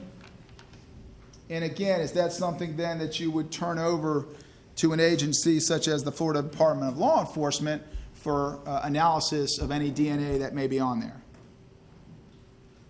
That is correct. All right. Did you also process the larger flashlight, the black flashlight, for latent fingerprints? Yes, I did. How did you do that? I fumed it and then used black powder. And were you able to obtain any lifts when you processed the flashlight? No, I did not. All right. Did you process any other items in this case for latent lifts? Yes, I did. Specifically, did you process the 2 plastic bags that we saw earlier, the white one and the brown one, as well as the keys that were connected to the flashlight? Yes, I did. And how did you process those items for latent fingerprints? They were fumed and processed with black powder or magnetic powder. All right. And what is it that you mean when you say fumed? Fuming is a method where we use superglue. We put the items in a chamber, we ignite the superglue, it creates a white gas, and the gas will adhere to traces of the fatty proteins that we discussed earlier, and it forms to the ridges, making the latent print a little bit more visible. All right. And were you able to obtain any latent lifts from either of the plastic bags, the keys, or the flashlight? No, I did not. All right. Your Honor, may I approach? Yes. States 169. You recognize that? Yes, I do. Are those the DNA swabs that you took from the Skittles packaging and the larger black flashlight? Yes, they are. All right. Let me turn your attention then to Tuesday, February 28th. Did you collect any evidence from the medical examiner's office on that date in connection with this case? Yes, I did. And when you collected those items, did you do anything to them? Did you process them in any way? No, I did not. Did you repackage those items in any way? There might be a couple of them that I did. All right. Was your goal essentially to transport those items from the security of the medical examiner's office to the property room with the Sanford Police Department? Yes, that is correct.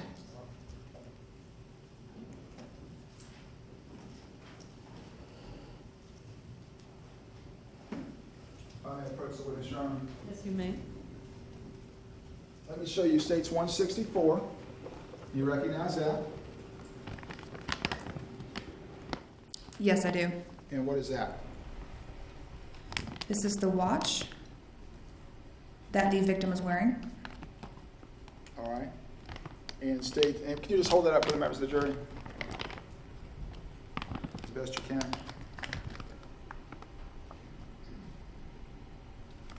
All right.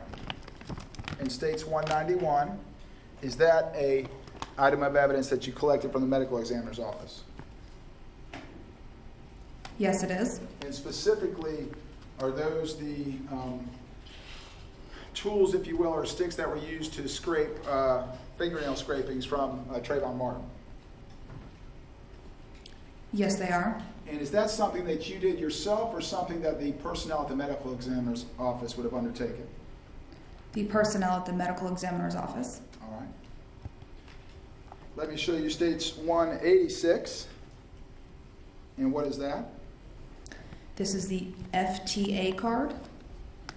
And is that otherwise commonly known as a blood spot stain card? Yes, that is correct. All right. And was that also collected from the victim by the personnel at the medical examiner's office? Yes, it was. And States 165, what is contained in that exhibit? This is the projectile. Recovered from Trayvon Martin's body by the medical personnel at the medical examiner's office? Yes, that is correct. And you had mentioned earlier that you had made a diagram of the scene and then turned that over to the Florida Department of Law Enforcement for the computer renditions.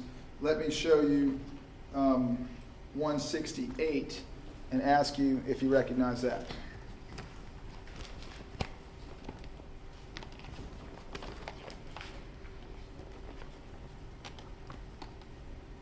Yes, I do. Is that the diagram and legend to the diagram with measurements that you completed in this case?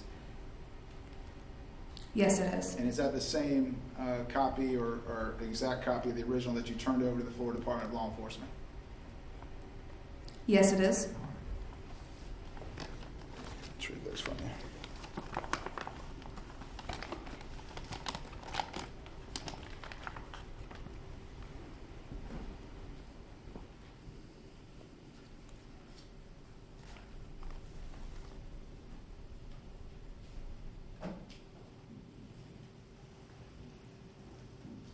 Officer Smith, thank you for your time. Your Honor, that's all I have.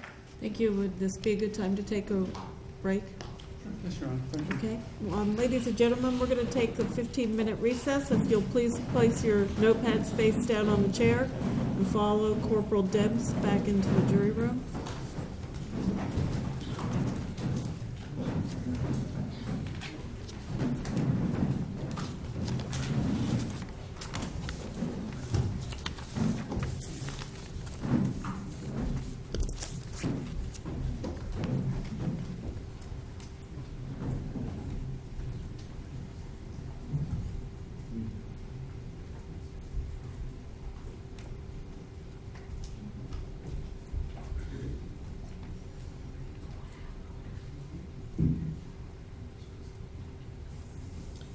Okay, Officer Smith, we're going to take a 15-minute recess. That means you're allowed to walk around and get off the stand, but you're not allowed to discuss your testimony with anybody, and that includes the lawyers.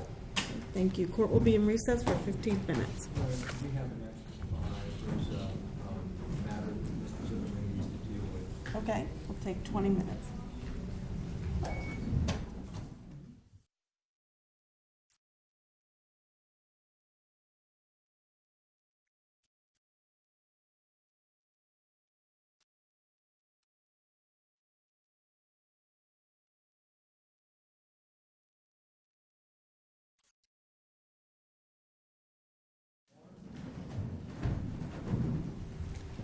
Please be seated.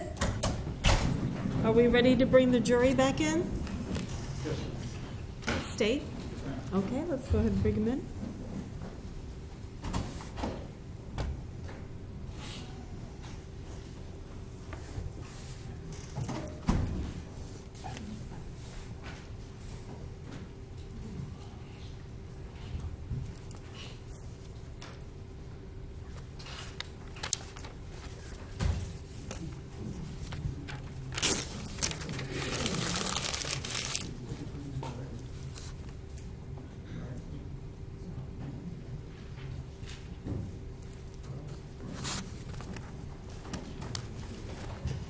Very present, Your Honor.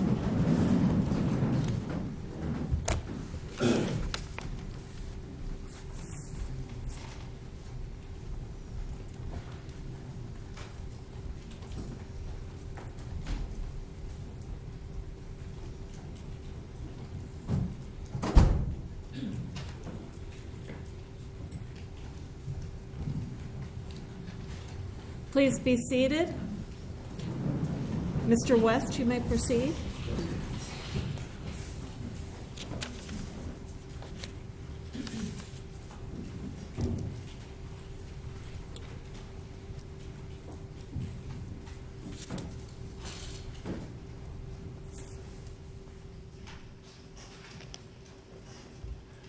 Good afternoon, Officer Smith. Afternoon. Have you ever actually been on patrol with your husband? I understand that you're married to the first responding officer to the scene in this instance, Timothy Smith. That is correct. Which? He is my husband. Right. Have you ever, I'm just curious, have you ever been on patrol with him? I've done ride-alongs before. Well, I meant patrol as a police officer. No, sir. Any reason why? Does the department keep you from doing that on purpose? I'm not a police officer. What would the better title then be than officer? Sorry. Crime scene technician? Okay, is that your title at work, crime scene technician? Yes, it is. All right. Can I just call you Ms. Smith? Is that okay? That's fine. All right. I want to talk a little about in general, and then we'll talk about some specifics. If there is a question I ask you that you don't know, but you can figure out by looking at something, just say so, and we'll give you a chance to do that. If there's no way you can because you don't have the material available, say that too, and we'll move on. Fair enough? Fair enough. So you measure the scene prior to the collection of evidence, That is correct. and you record those measurements in notes, ultimately then on a diagram. That is correct. Could I then ask you for some measurements so you could tell me how far it is from certain points to other points so that we can get oriented as to the scene itself? Yes, you can. Okay. Marker number 1 is the key, the Honda key with the little flashlight on it. And marker 6 is where Mr. Martin's body was identified. Are you able to tell me roughly how far it is from marker 1 to marker 6? No, sir. Would referring to any of the diagrams or your sketch help with that? No, sir. Okay. Can you estimate it for me? No, sir. Okay.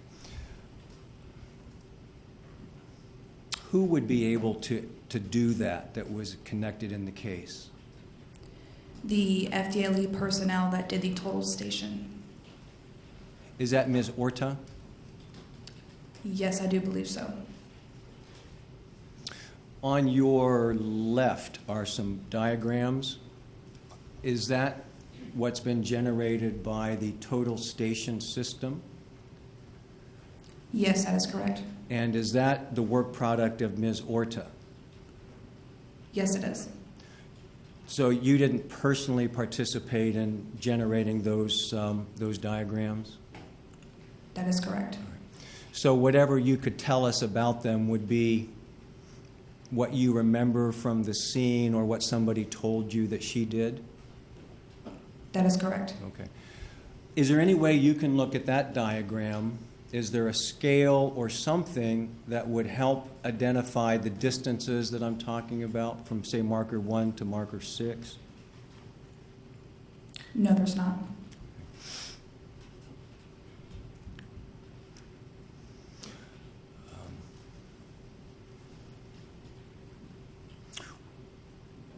Did you take any measurements that night yourself? Yes, I did. And did you record them in a report of some kind? Yes, I did. Okay. Do you have that available? I do not have the sketch available, no, sir. There was one of the exhibits seemed like it was drawings. I can maybe find the number, or if you recall.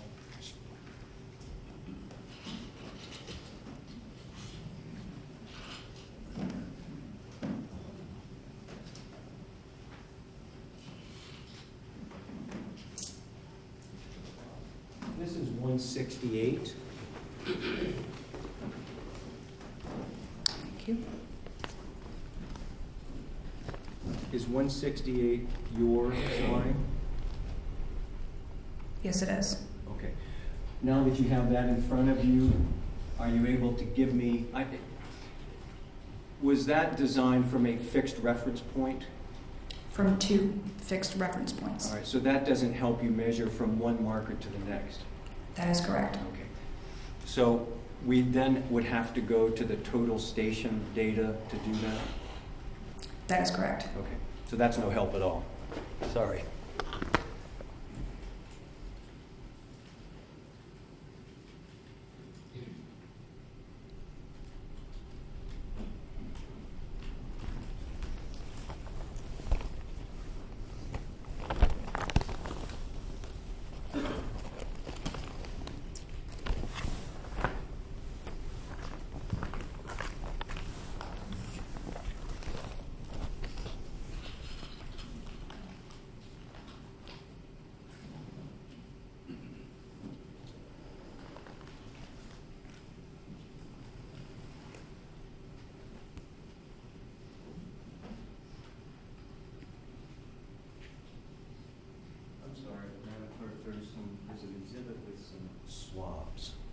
other than the ones I have.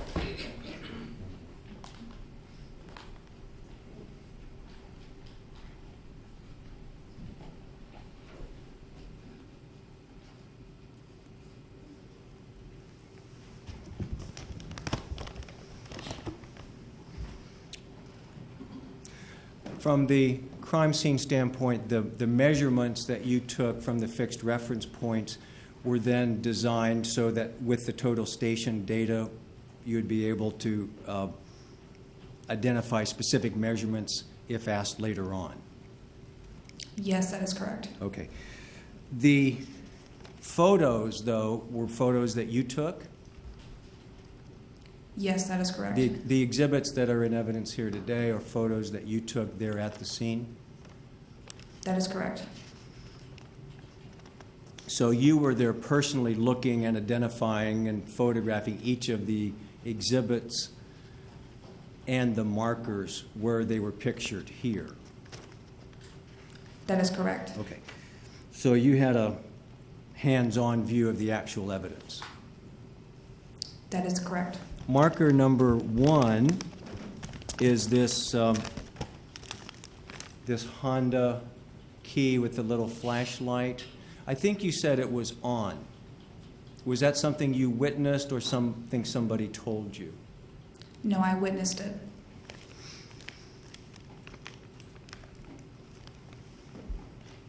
So apparently it had been on then prior to your arrival. That is correct. You didn't have any reason to think that anyone had tampered with the evidence? No, I did not. No reason to think that anyone had been picking up or handling any of the evidence prior to your arrival? No, I did not. I think you, your husband, Tim Smith, was the first responding officer. Is that correct? That is correct. Okay.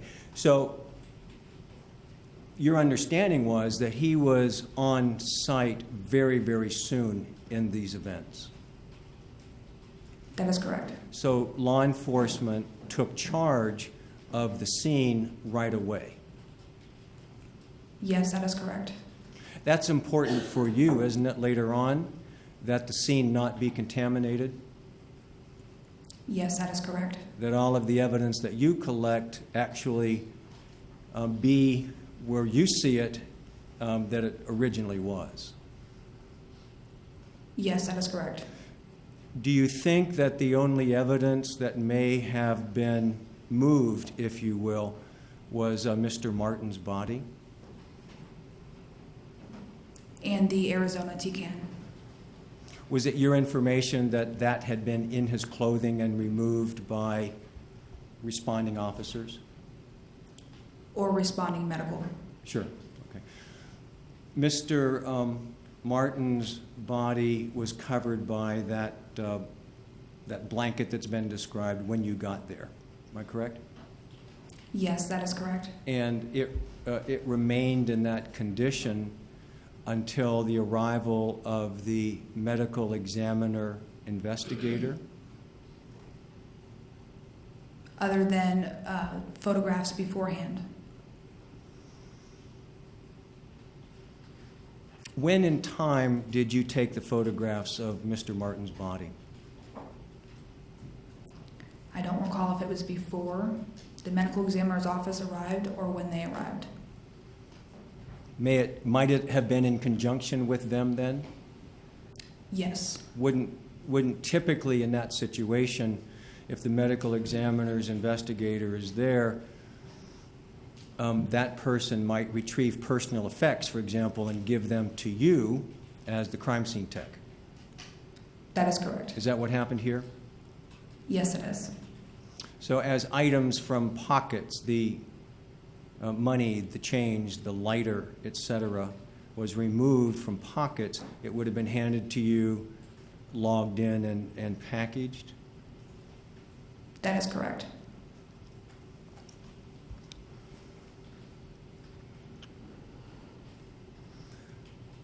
And then it's likely that you took the photographs of Mr. Martin's body in conjunction with that process being done by the medical examiner's investigator? Yes, that is correct. You wouldn't have removed the blanket yourself to take photos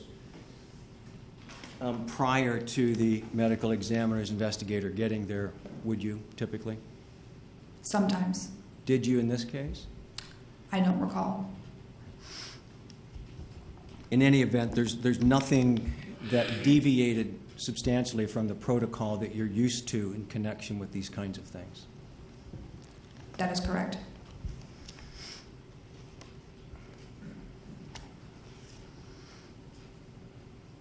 You mentioned that you searched for blood on the sidewalk by walking the path with a flashlight. Is that correct? Yes, that is correct. And you walked across two sides of the T. That is correct. Had anyone pointed out to you specific areas in which to look? I don't believe so. So you made just what you would usually do then, sort of a general pass in the vicinity to see if there was any obvious blood. That is correct. So you didn't do an exhaustive search, I take it? Myself and several officers on scene did a very long search. I meant for the blood. When you were walking down the sidewalk with the flashlight, the idea was to see if there was obvious blood? Yes, And it was raining, that is correct. and the event itself would have been passed by a couple of hours at least by this point? It's possible. There are chemicals that can be used by crime scene technicians that would react in the presence of blood. Am I correct? Yes, that is correct. You're familiar generally with how that works? Yes, In this instance, there were no chemicals used specifically on the sidewalk or anywhere else that might reveal the presence of blood. that is correct.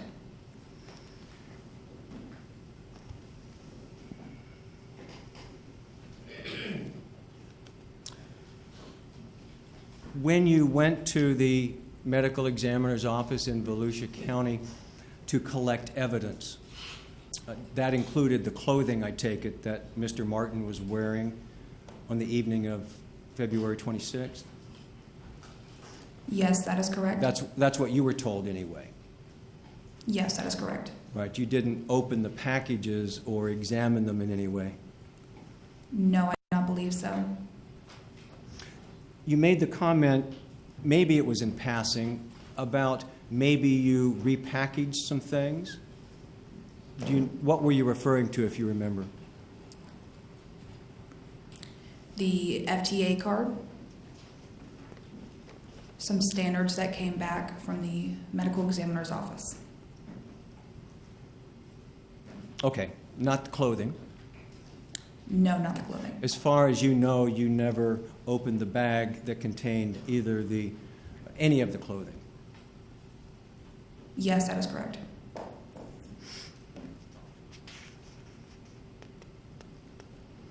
Did the clothing that you collected include Mr. Martin's pants?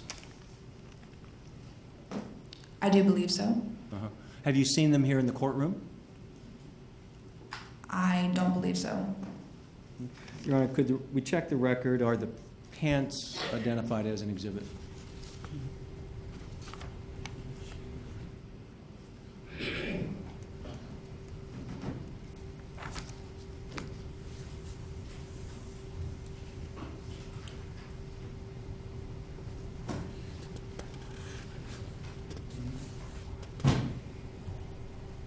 I'm sorry.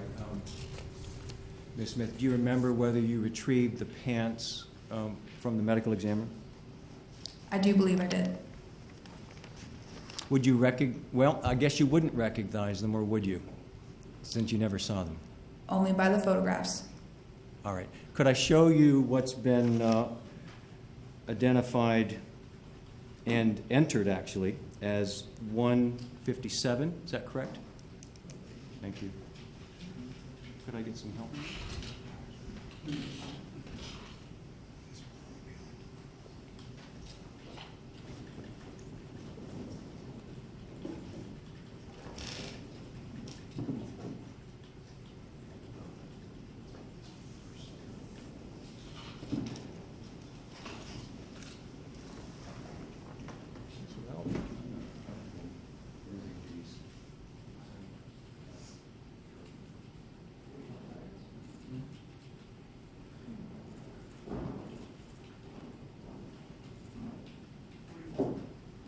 Just right there, just show them to the visuals. Do you recognize those to be from the photographs, the pants that Trayvon Martin was wearing the night of February 26th and that you picked up from the medical examiner's office? They appear to be similar.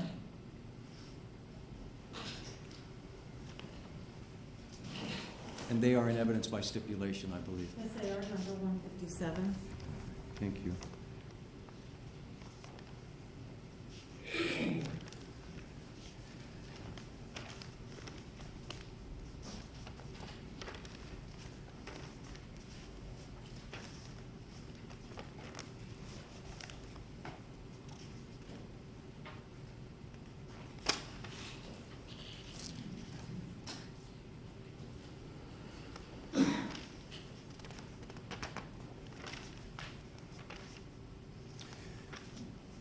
If we could talk a little bit about some of the forensic swabbing that you did. Do I understand that as the crime scene technician, you would take the physical item itself and use a swab like we have here and rub it on the item? That is correct. The idea would be if there's some kind of biological evidence there of some sort, it would be on the swab. That is correct. And when it's submitted for processing, is it just the swab that's sent to the lab? Yes, it is. So the physical item itself is not, for example. That is correct. So other than perhaps a general description of what item or what part of the item was being swabbed, there's no specific spot identified where on the item the swab was made. That is correct.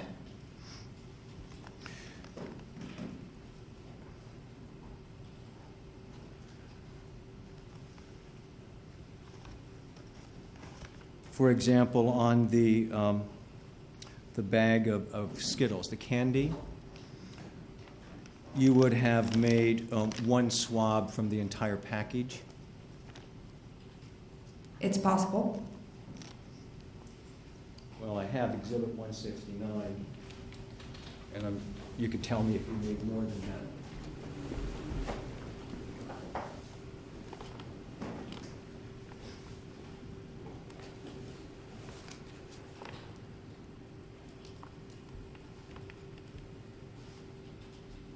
Just one swab. And likewise for the flashlight? Also one swab. Thank you. When you got to the scene, I think the flashlight is marker number 5. Is that right? I believe so. It was not on, correct? That is correct.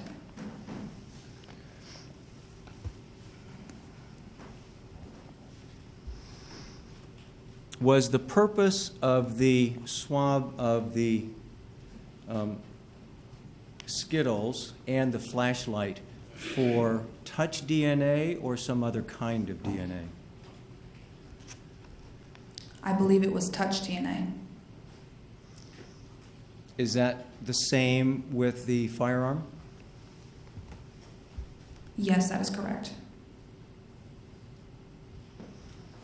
And with the firearm, the swabs included one from the trigger, one from the grip, one from the slide, and then one from the holster. Is that correct? I'm referencing exhibit number 170. Yes, that is correct. You're not aware of any other swabs that you didn't include in evidence. That is correct. And likewise, then, would it have been the swabs that were tendered to FDLE rather than the firearm itself? That is correct. After you finished the swabbing is when you did the latent print examination, or did I get that backwards? No, that is correct.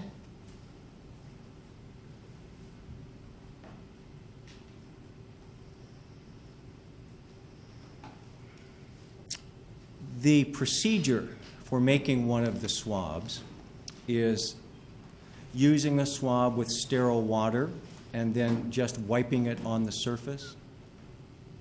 Yes, that is correct.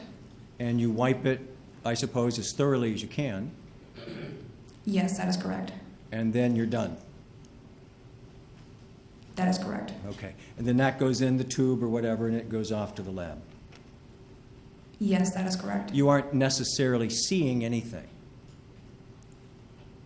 Not all the time, no. Or did you in this case on the firearm? I do not believe so. Can you tell me a little bit more about touch DNA? In regards to collecting or in general? Well, am I correct? I think you said basically that touch DNA is sometimes, if somebody touches a surface, it's possible to get DNA. Correct, if enough skin cells are left behind. So is that where it comes from? The touch DNA? Right. Yes, sir. So the basis of the DNA, the touch DNA, is that somebody touches an item and under some circumstances may leave behind some skin cells. Yes, sir. And if there are enough skin cells left behind, then sometimes at our state of the art, if you will, in the DNA analysis, there can be a result. Yes, that is correct. You don't do that analysis yourself. No, I do not. So the touch DNA based upon skin cells, for example, would be subject to being wiped off. It's possible. If somebody else handles the item, for example, they could wipe off whatever skin cells were there, correct? It's possible. When you say possible, you mean within your world, not just some sort of anything's possible, but you take that into account, don't you? Yes. So from a forensic standpoint, it's entirely possible that someone, well, first of all, someone could touch something and not leave enough skin cells behind for there to be any DNA analysis possible. That is correct. That's part, okay. And then even if they did, if somebody else handled it, they could wipe off the DNA that the other person left. They could. In fact, I suppose they could replace it with their own. Or add to it. Sure. Okay. So the idea of the touch DNA isn't that it's something that's on there for sure and stays no matter what happens. Right, that is correct.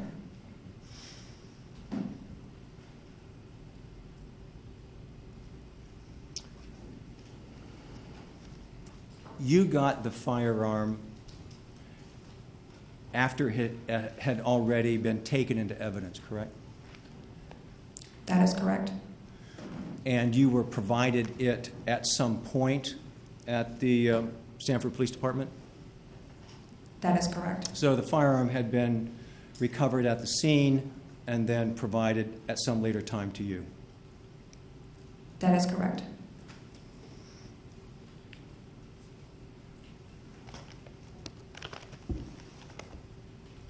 If we could talk about the photographs for a minute that you took. Not the photos at the scene, but the ones at the Sanford Police Department. Are you able to tell us when it was that you took the pictures of Mr. Zimmerman? It would have been sometime after 11:15 p.m. on the 26th. Would that information be embedded in the data of the image? I do believe it could be. You used a digital camera, obviously. Yes, I did. So you record it on what, like an SD card or something, and then transfer it to an evidence file? Yes, that is correct. By the time you had gotten to the Sanford Police Department, Mr. Zimmerman had already been there several hours, is that right? Yes, I believe that is correct. He had already been provided access to a bathroom to clean himself up. That I don't know about. Did you ever see the pictures of him at the scene? I honestly don't recall.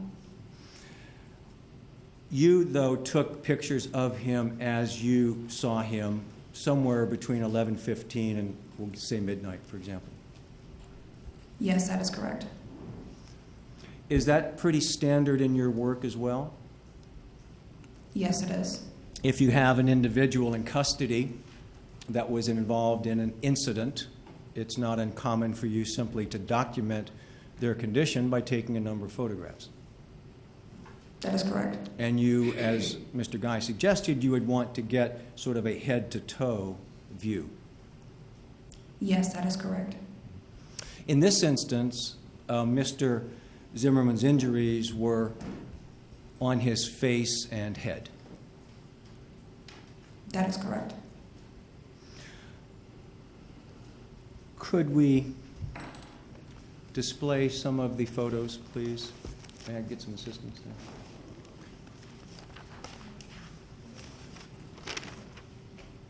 I can provide the exhibit number, I think. Sure. Thank you.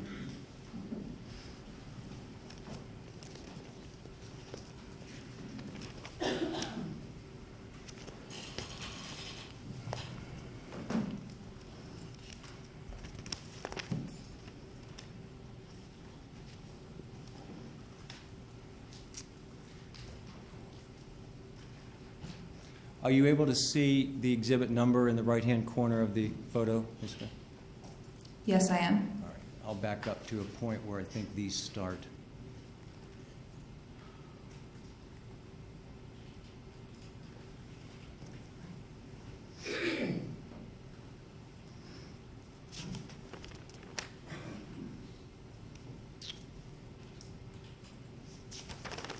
We're looking at image number, State Exhibit 66. That's a picture you took, correct? That is correct. And you see that sort of lump on the top right of his head? Yes, I can. Yeah, and you saw it that night too, right? Yes, I did. 67 shows blood dripping behind Mr. Zimmerman's left ear, is that correct? That is correct.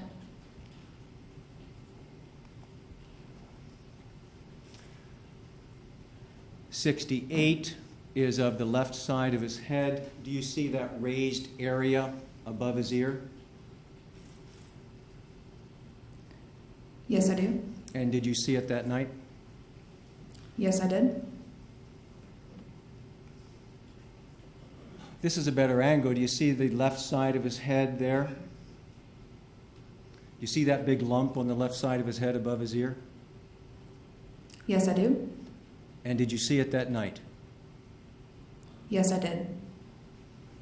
How about on the top, on the right side of his head? Do you see that lump on the top of his head? Yes, I do. The top right side, and you saw it that night as well. That is correct. Is that a better picture of the lump on the right side? Yes, it is. And you can see just a bit on the back of Mr. Zimmerman's head. It looks like there's a lump there. Did you see that too? Yes, I did. This would be of his right side again, closer to the front. You see that lump? Yes, I do. And you see the punctate type abrasions in the temple area. Yes, I do. And you saw them that night too. That is correct. Likewise, on the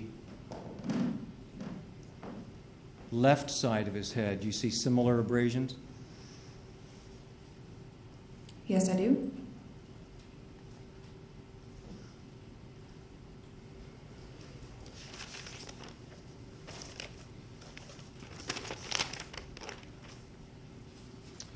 And just one more. This is the back of Mr. Zimmerman's head in exhibit number 74. You see the lacerations? Yes, I do. You saw them that night as well, I take it.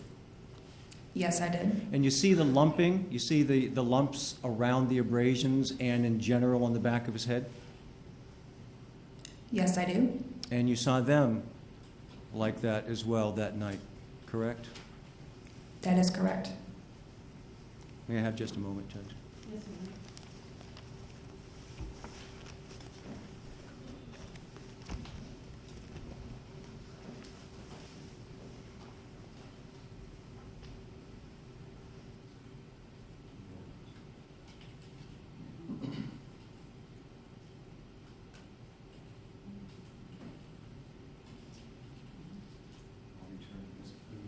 Like the item second. Thank you. Can you redirect, Mr. Yes, Guy? ma'am.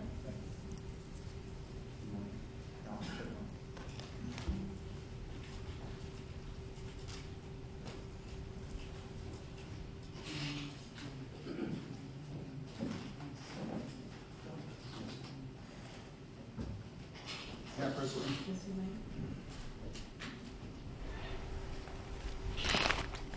Let me show you states 149 and 150.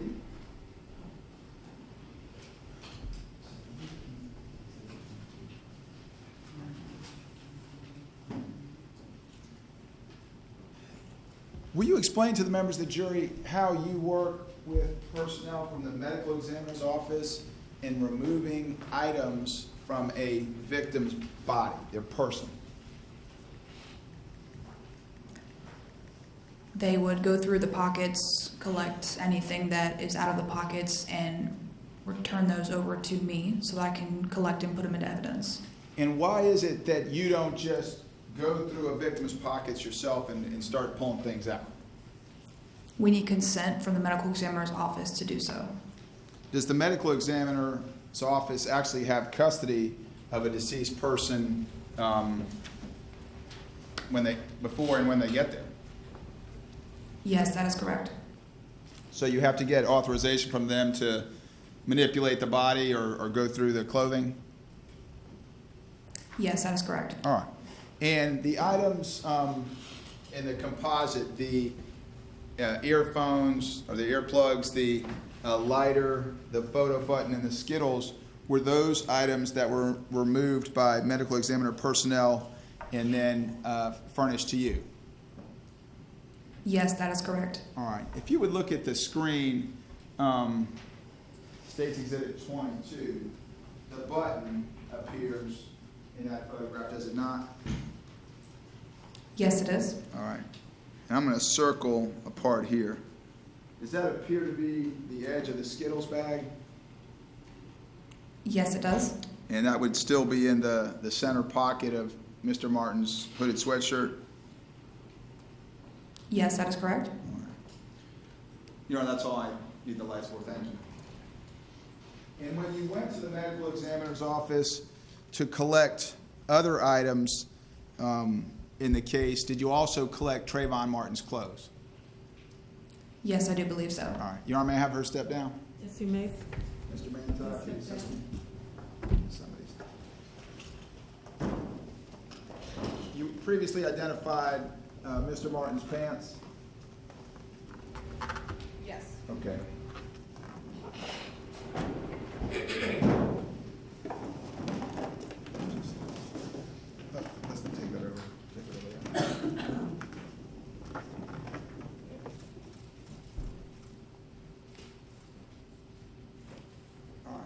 Do you recognize this exhibit? And Mr. Mantei, if you call out the number for me. States 155. You recognize that? Yes, I do. And what does that appear to be? The sweatshirt. Let me sit this down for a second.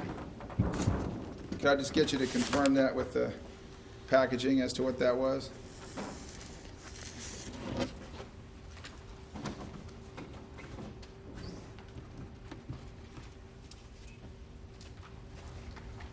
Yes, that would appear to be the same. All right.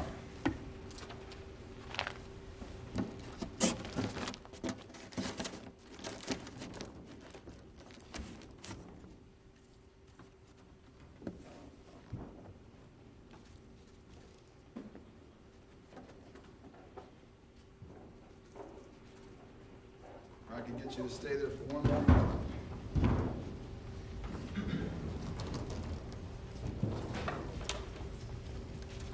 Mr. Mantei, will you call out that numbered exhibit if you get a chance? States 156. All right. You recognize that as being the undergarment or under sweatshirt that Mr. Martin, that you collected from the medical examiner's office? Yes, it does. All right. And will you confirm that also with the packaging?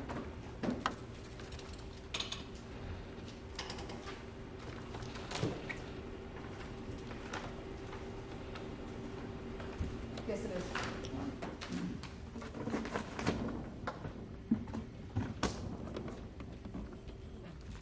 You may resume your seat. Thank you.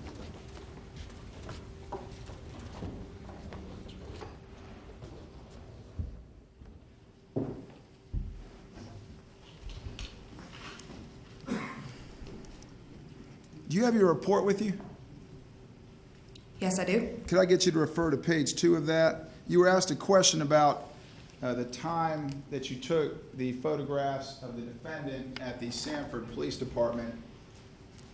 And I'd ask you to refer to your report and tell the members of the jury whether or not you can narrow down the time from when you arrived until the next time that you registered as a way of narrowing down when you took the photographs.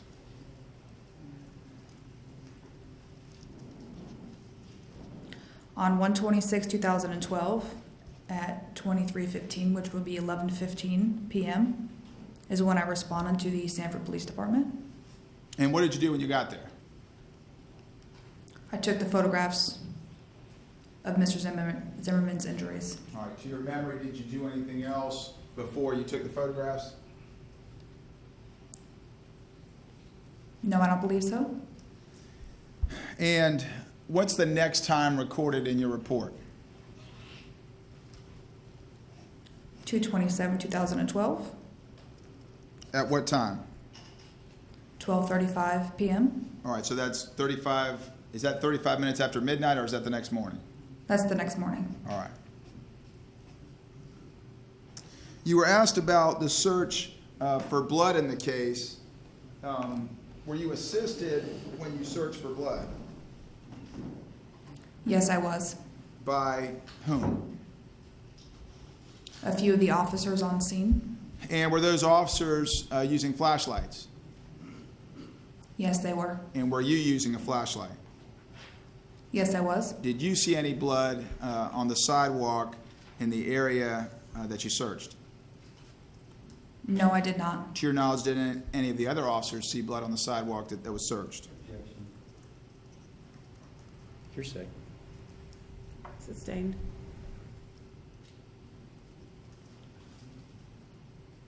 Were you notified of any other blood at the scene?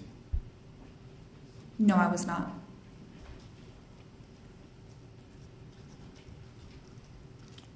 Let me just ask you one more thing. You know, if I may approach the witness? Yes, you may.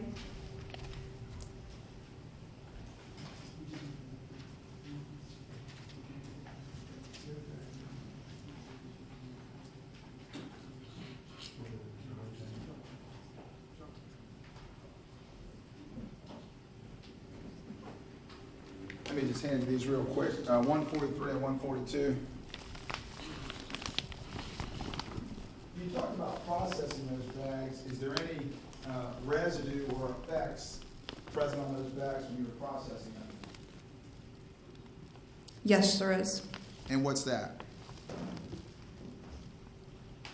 black colored residue. All right, and can you just kind of hold that up from where you are and just show that the numbers observed? So the white bag has some discoloration, makes it appear somewhat gray, Yes, that is correct. and the brown bag the same? Yes, that is correct. And that discoloration would be an artifact from your processing those bags for latent prints? Yes, that is correct. Thank you. Your Honor, that's all I have. Okay, thank you. Anything further? Just one moment. No, Your Honor, thank you. Nothing further. Thank you very much. May Technician Smith be excused? She may. Thank you very much. You are excused. Call your next witness, please. They would call Salim Bahadur.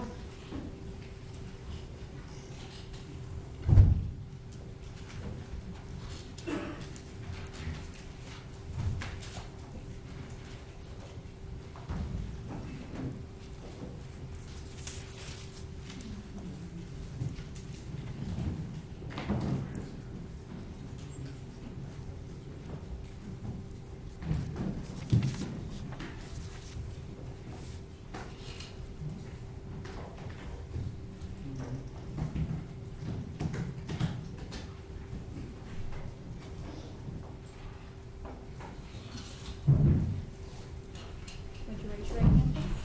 Do you solemnly swear or affirm that the testimony you shall give will be the truth, the whole truth, and nothing but the truth, so help you God? Thank you.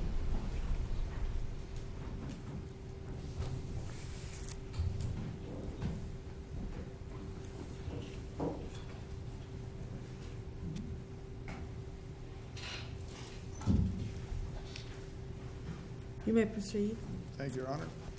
Good afternoon, ma'am. Good afternoon. If you can get a little bit closer so that all the jurors can hear you, and if you could just state your name for the record and spell both names. Selene Bahadur, Selene Bahador. What do you do for a living, ma'am? I work for a hospital? Okay. And do you work there as an IT analyst? Yes. Have you been working there since 2004? Yes. Are you married, ma'am? No. Do you have any children? No. I'm not going to ask you for your current address, but do you currently live in Seminole County, Florida? Yes. How long have you lived in Seminole County, Florida? 9 years. And has that been since about 2004? Yes. Where did you grow up? Philadelphia. And did you go to college in Philadelphia? Yes. Where did you go to college there? Temple University. Tell us briefly about your education background. What kind of degree did you get there? I have a bachelor's degree in health information management. I want to draw your attention back to last year, 2012, specifically to February of 2012. Were you living at that time at 2841 Retreat View Circle in Sanford, Seminole County, Florida? Yes. Back in February of 2012, how long had you been living at 2841 Retreat View Circle? 4 years. Okay. And did you live there with anyone? My sister and my niece. Is your sister older or younger than you? Older. And your niece is about how old? 13 at the time. Okay. And your niece, how is she related to you? Is she your sister's daughter, or is she another niece through another family member? Sister's daughter. I want to focus, if we could, on the evening of Sunday night, February 26, 2012. Were you home at that address at 2841 Retreat View Circle? Yes. And was anyone home with you that night?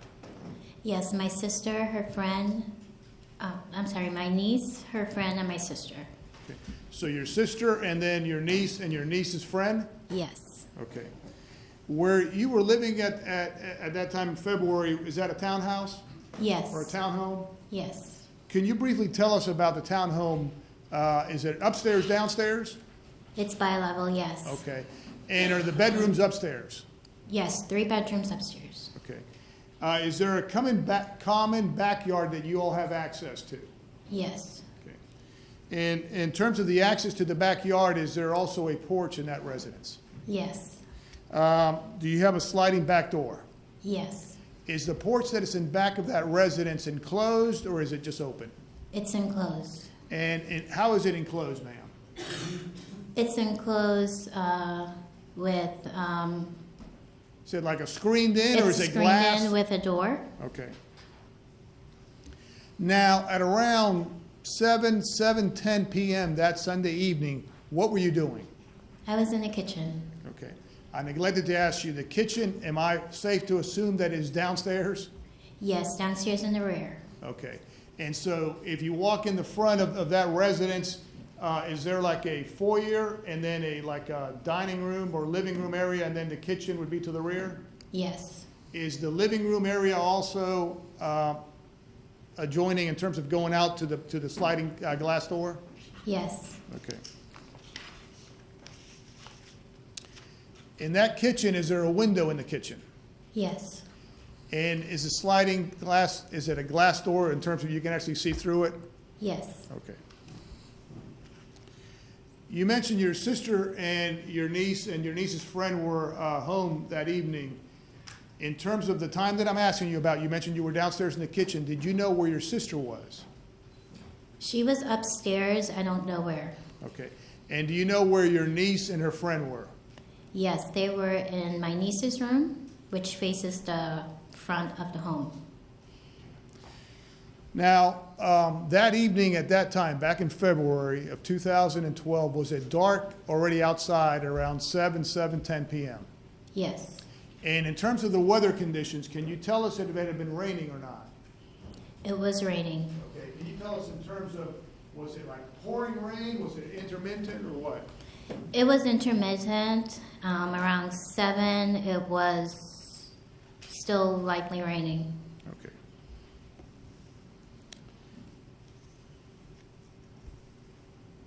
At some point, did you hear a noise outside?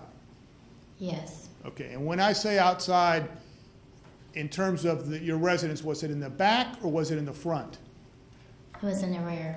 Okay. And if you could, as best you can recall, the noise that you heard, can you describe that to the jury, please? It was not clearly distinguishable, but it sounded like no or That's Okay. what it sounded like. And when you said it sounded, the noise like no, like N-O? Yes. Or ooh, right? Yes. Okay. Did you also hear some kind of movement outside in the back of your residence? Yes. Okay, can you describe that to the jury, please? It sounded like running from left to the right in the rear pathway. Okay. And when you say from left to right, if I were in your residence and I was looking outside from the porch, are you talking about from the left to the right? If you were Yes. looking straight out into the backyard? Yes. Okay. And when you say it sounded like running, what do you mean by that? It sounded like something hitting the concrete. It sounded like running. Okay. Could you tell at that time whether it was an animal, whether it was a person? Just from listening, no. Okay. And could you tell that whether it was one animal or one person, or whether there was more than one animal or one person? No. Okay. But it was definitely, if you were looking at the back from left to right, is that correct? Yes. And when you say from left to right, are we talking about from the left of the back of your residence, Yes. going across the back of your residence towards the right, towards the T, I guess they call there? Yes. Okay. In terms of hearing that noise of some type of running, and also the word or something that it sounded to you like no, were you able to, did you look outside at that time? I looked out the window, but I couldn't see anything. And why could you not see anything? Because from looking out the window, you have an obstructed view. You really can't see further down. You can just see right across or a little Okay. further down. But Right. Did you end up moving from where you were in the kitchen window to another part of your residence? yes, sir. Okay. And where did you move from the kitchen window? Where did you move to? The sliding glass doors. Okay. And in terms of, if I were looking in your residence, the kitchen, would that have caused you to move, if you were looking out to the back, would that have caused you to move to the right of your residence? Yes. Okay. If you could, when you moved to the sliding glass door, did you end up looking outside at that time? Yes. And if you could, describe to the jury what you saw at that time. I saw what looked as figures and arms flailing. Okay. Figures, meaning more than one figure? Yes. Okay. And flailing, if you could describe that to the jury when you say flailing arms, what do you mean by that? Actually arms moving? You tell us as best you can what you described. It looked like arms moving. That's Okay. what it looked like. All right. Did it look like two individuals? It did, yes. Okay. And at the time you first observed the two individuals, were the individuals erect, standing? Were they on the ground? Were they crouched? How would you describe the individuals? They're in a standing position.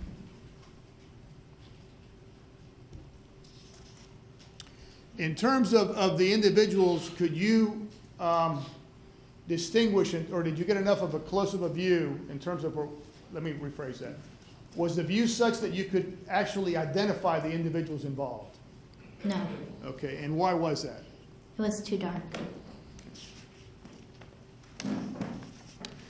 And by the way, I'm assuming when you moved from the kitchen to the sliding door, were you timing yourself? In other words, did you look at your watch and say, it's going to take me, let me see how long it takes? Were you timing yourself? No, Okay. If you could, estimate as best you can how long it took you to move from the kitchen where you were to the sliding glass door, if you can. maybe about 15 seconds.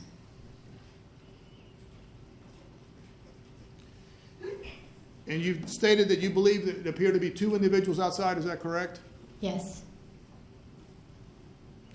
And at the time that you moved from the kitchen to the sliding glass door, did the noise that you hear continue?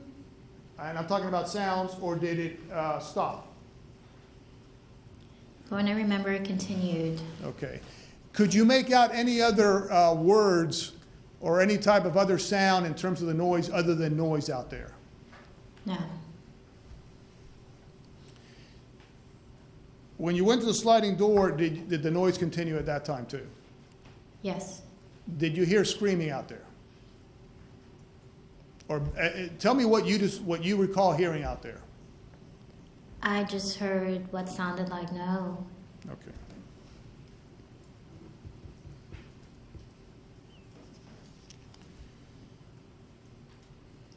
You mentioned some interaction between two individuals and the arms flailing. How long did you stay there looking at what was going on outside? It might have been about 15, 20 seconds. What did you do then, ma'am? After looking, Yes, ma'am. well, I went back to the stove to turn the stove off. Okay. And going back to when you were looking outside and you observed what you've already described, were you able to observe the two individuals enough to be able to give a clothing description of the individuals? At that time, no. Okay. You mentioned were you able to see the individuals' faces? No, Okay.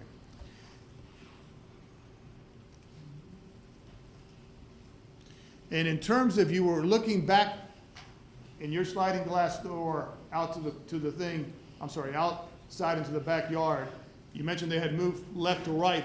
Where were they when you observed them from the sliding glass door, when you say that they were, their arms were flinging? Were they on the pathway? Were they on the grass? Where were they?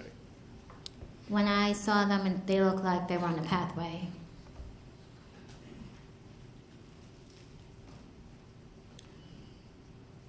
You mentioned going to the stove. Did you remain there, or did you end up going back to the sliding glass door? After I took the stove off, I went back Okay. to the sliding glass. And did you look outside at that time? Yes, Okay. At some point, when you're looking outside at that point, are you still seeing the two individuals out there? Or what do you see? once I took the stove off, Yes, ma'am. there was someone laying in the grass. Okay. At some point prior to going to the stove and while you were looking out the first time at the sliding glass door, at some point out there, did you see anybody else enter the picture? And what I mean by that, anybody else come into the backyard other than the two individuals that you mentioned? There was 2 other people also looking out. Okay. If you could, as best you can, tell us where those 2 other people that were looking out where they were positioned as best you can. One was right across from my home, looking out the glass door, and the next was right next to the home right across from mine, and that person actually came out on the porch. Okay. That person that came out on the porch, did you see that person do anything other than come out to the porch? I didn't see them do anything. Do you hear him say anything? Yes. And I apologize. I neglected. I should not have led you. When I said he, that person that came out to the porch, could you tell whether that person was a man or a woman? It was a man. Okay. And when you said he came out, tell us if you can, he said something, tell us as best you can what you remember that person, the man, saying. What I remember him saying was, "What is going on out here? What's going on? Do you need me to call the cops? Do you need me to call the cops?" He said it twice. Okay. And did you see that person that came out onto the porch, onto his porch, or the residence where he came out of the porch, did you see that person remain outside or did he go back inside? He went back inside. At some point when that happened, did the 2 individuals that you described as arms flaying with each other, did they remain in an erect position, or at some point were they in the crouch or on the ground?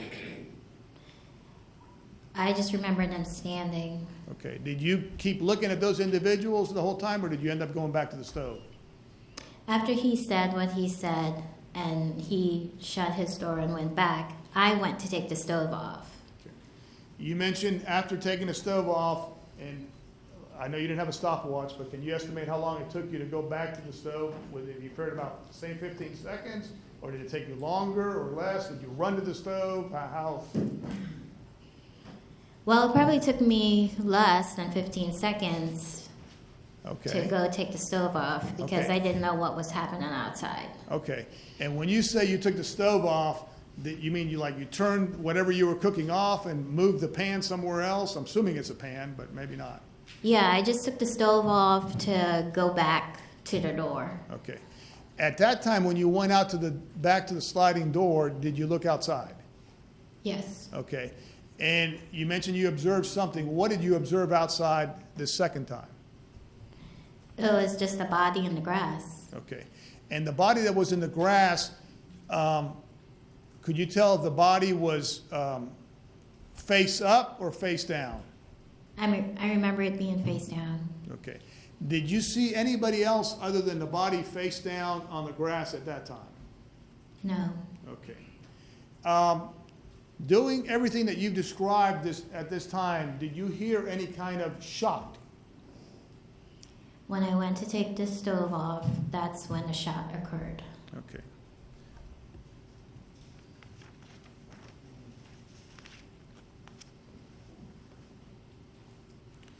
After you heard a shot and after you went to the sliding door and observed somebody on the ground, did you do anything in terms of notifying your sister or your niece or your niece's friend, or what did you do? Once I looked out the sliding glass door and saw the body, I took the dog and went upstairs and spoke to my sister. I said, "I think someone shot." At some point while you were upstairs, did you hear and see the police come out there? After I spoke to her and I went back downstairs, there were flashlights outside and it was the police outside. Okay. Did you yourself ever that evening go outside? No. Okay. At some point, were you also later interviewed by the police and later some law enforcement officer officials? Yes. Okay. I want to show you some photographs. If I could, Your Honor, with the court's permission, may the court dim the lights. Thank you.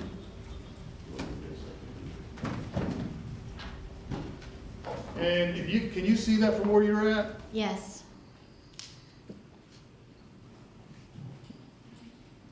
Do you see that there? Yes. Okay. I'm gonna try to, as best I can, enlarge an area there.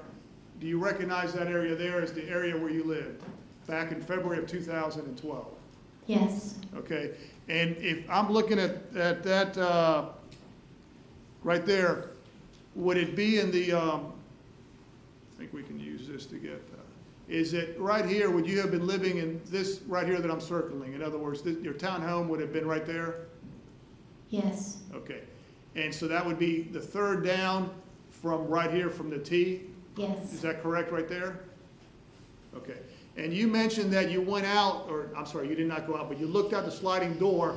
Would the movement that you saw, or I'm sorry, you heard, would it have been coming from in this direction that I'm going to right here? In other words, this is the back of your residence right here. Would it have been going this way? Yes. Okay. So in that photograph right there would have been going up, is that correct? Yes. Okay.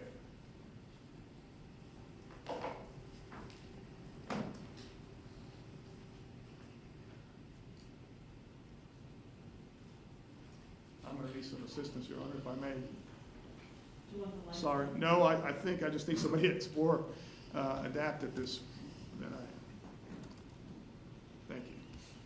Thank you, ma'am. Okay.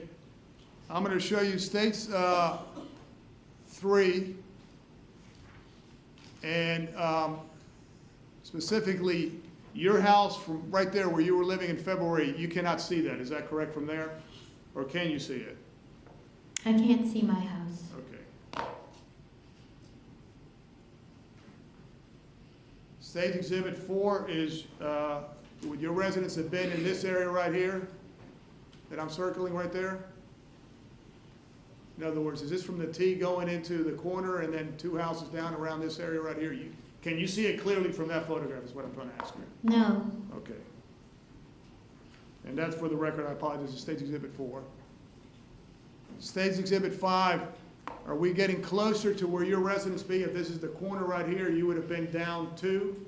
Yes. Okay. And it's still not very visible in that photograph, is that correct, State's Exhibit 5? Correct.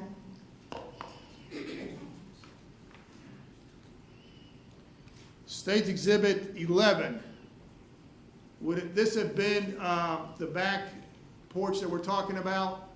Yes. Okay, so this would have been your residence back in February of 2012, is that correct? Yes. Okay, and when you mentioned you looked out the sliding door, did you yourself go out into the porch to look out, or did you remain in the sliding door? In the sliding door. And when you mentioned movement from the back of your residence that you heard and then actually observed people, it was coming from the end of this photograph right here, State's Exhibit 11, going across, is that correct? Yes.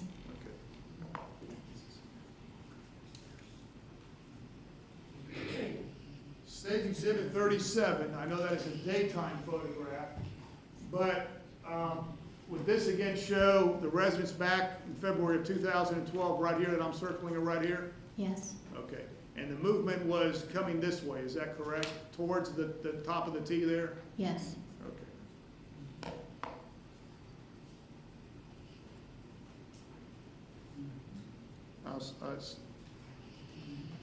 Let me show you State's Exhibit 38. Again, would your the residence back in February would have been right here? Yes. Okay.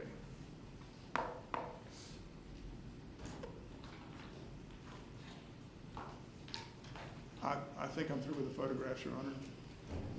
Turn this off.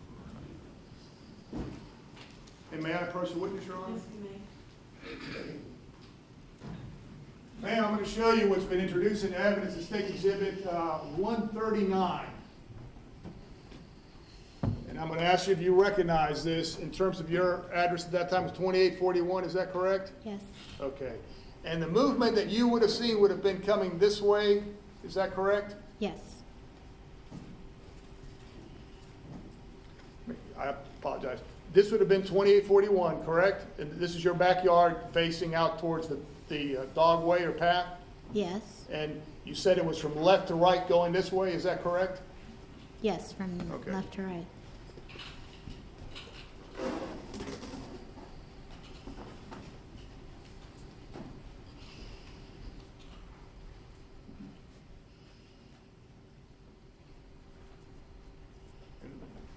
Ms. Balador, I'm gonna put a sticker where 2841, if I got the right place, back in February of 2012, where you were residing, is that correct? Yes. Okay.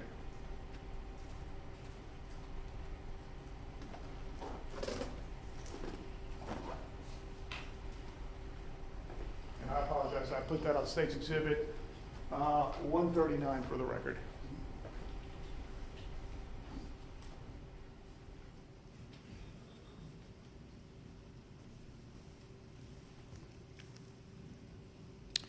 I want to, if I could, move on to another subject other than that February 26th of 2012.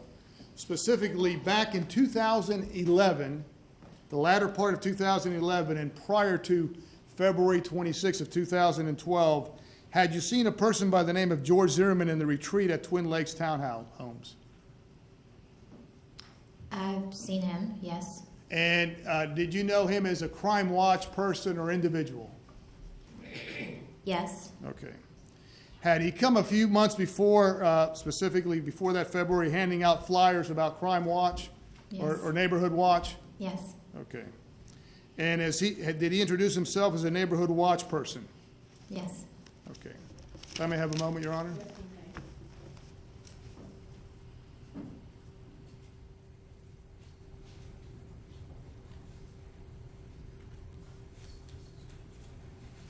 I have no further questions, Your Honor. Thank you. Thank you, Cross. I'll take a couple of minutes to get ready. I don't know if the court's anticipating another break or not. We're just going to go I through. wasn't, but Might I just have a moment then? yes, you may.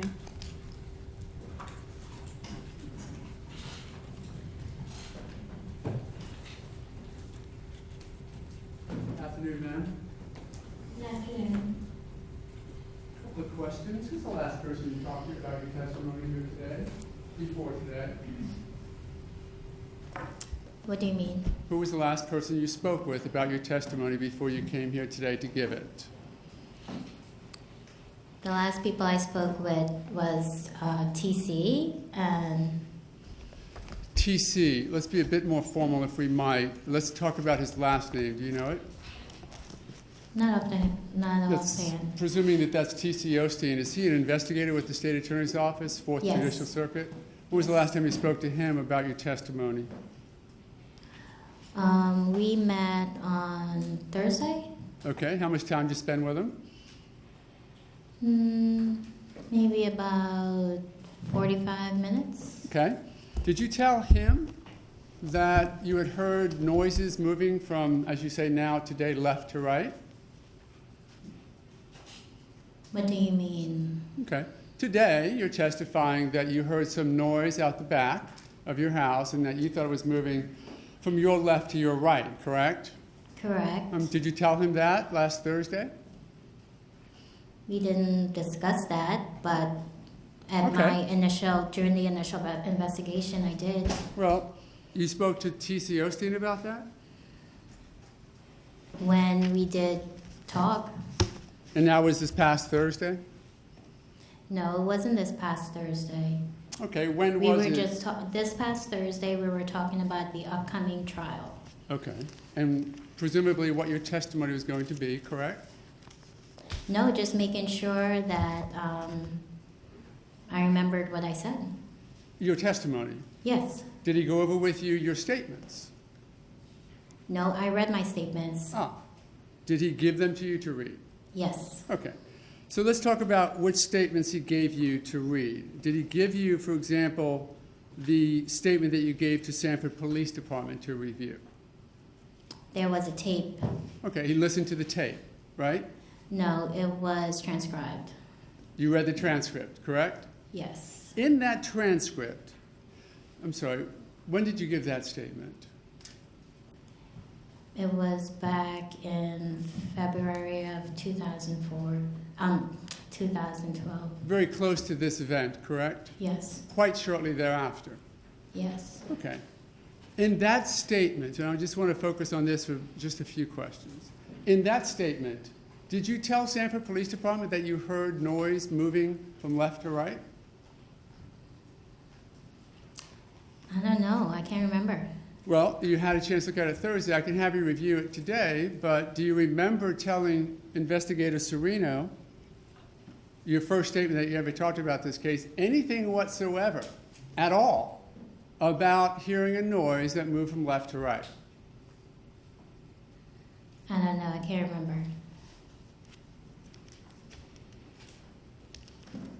I might have just a moment, Your Honor. May? The transcript, was that something prepared by the state attorney's office? Which transcript? The one that you reviewed, that you told us about just a minute ago? Well, there were several. Okay. Let me have one marked, and I'm going to give it to you. See if this refreshes your recollection, okay? Mhm. And what I want you to focus on when you're reviewing this transcript is where, if at all, you told Investigator Serino anything about this movement from left to right, okay? I'm going to object at this time. I don't believe that's the same transcript Well, that would this. you want to show it to counsel? Sure, but that's not its purpose. It's not a... I don't need a comment, I just need you to show it to counsel.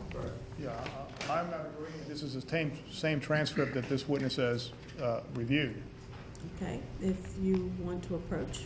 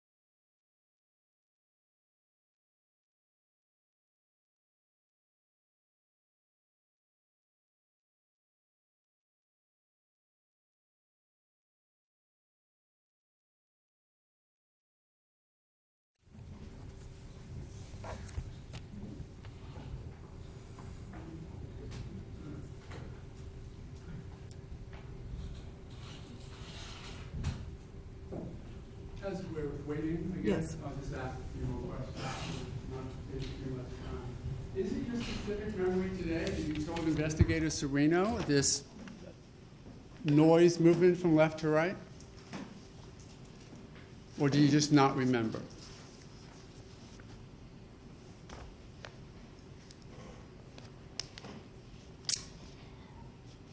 I believe I mentioned the noise. I don't know if at that time I said which direction. Okay, you mentioned the noise, something like either saying no or something like ooh ah, your words. Is that about what you remember telling Investigator Sereno? That's part of the conversation. Okay. Something else. You said they were running in the back. Remember that? I probably would have said there were movement in the back. They were what? Movement in the back. Your words. I'm just repeating them. Did you say, let me ask it this way. Who's the first person that you actually do remember saying the words, they were moving from left to right, presuming it wasn't just here in your testimony today? Who's the last person you said that to? I'm sorry, I apologize. Who was the first person you said that to?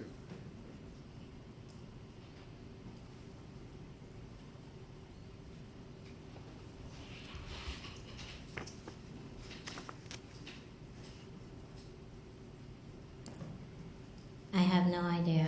Okay. We're going to find an exact transcript of your conversation with Officer Sereno, so we're going to come back to that. But you also spoke with John Batchelor from FDLE, correct? Remember that? Yes. That was 3 weeks after your conversation with Investigator Sereno? Yes. John Batchelor's with the Florida Department of Law Enforcement, right? Okay. And they were doing an investigation where they came back and talked to you again. Do you recall that? Yes. When you sat with T.C. Osteen last Thursday, did you also review the transcript of your conversation with John Batchelor from FDLE? We didn't sit down and review any. I just reviewed them on my own. I'm sorry. He made sure you had them Yes. and that you would look them over. Yes. So when I say review them, I don't mean that he sat with you sentence by sentence or word by word. What I mean is that you had an opportunity to review all of your written statements in this case, correct? I didn't have any written statements. Well, the transcripts. Yes. Yes, ma'am? Yes. Okay. That included the transcript we're about to get with Officer Sereno, correct? Mm-hmm. And the one with Investigator Batchelor I just mentioned to you, correct? Just give me 1 second. Your last answer, you have to give a verbal answer for the court reporter. Yes. Okay. So you looked over those two. You also looked over your deposition testimony, correct? Yes. Okay. Do you remember in any of your 12-page statement with John Batchelor ever mentioning anything about movement going from left to right?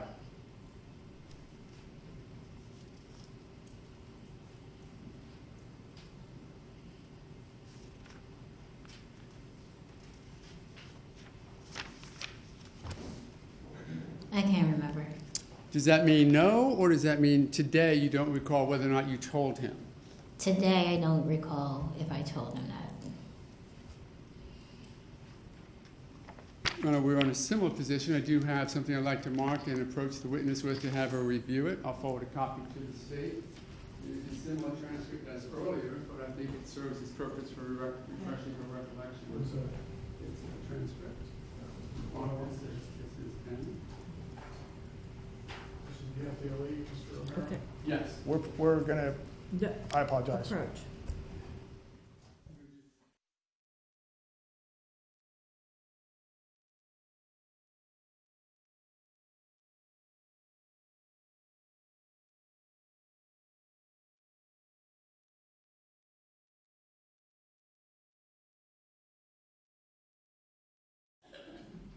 Ms. Bobbitt, what we'll do is actually give you official transcripts of these to make sure that these are the ones that you had a chance to review. So we're going to wait on that for just a few minutes, and we'll come back. After I ask you this question, in your deposition that we took of you, one of the transcripts you reviewed, that was more recently, wasn't it? Just a few months ago. Yes. In that deposition, do you recall taking the deposition? Yes. You were there and you remember your answers? I remember taking the deposition. Okay. The same deposition that you had an ability to review that transcript last Thursday. That's the deposition I'm talking to you about. Okay. Okay. Do you remember reviewing that deposition transcript? Yes. Okay. Anywhere in that deposition transcript do you remember telling me, Mr. West, Mr. Delriano, who questioned you after we did, anything at all about movement from left to right? I don't remember. Okay. So I ask you once again, when was the first time, and tell me if it was today, when was the first time you ever told anybody that you heard or saw, whatever it was, movement from left to right outside of your back door?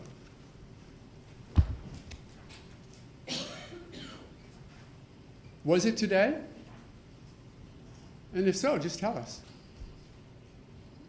I don't know if it was just today. Okay. I'll ask it this way. Could it be that the first time you mentioned this new piece of evidence was just now as you've testified?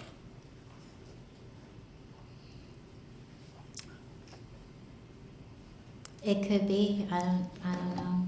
Okay. Well, we seem to have the transcripts. So, if I might, you want to?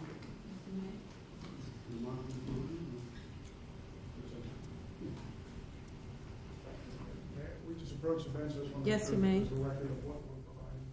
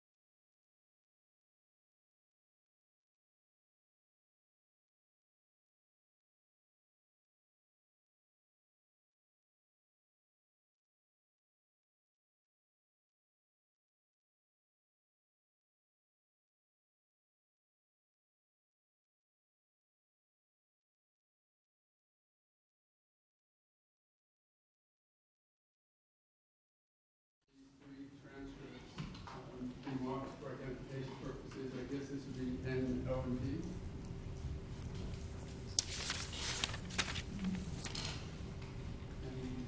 And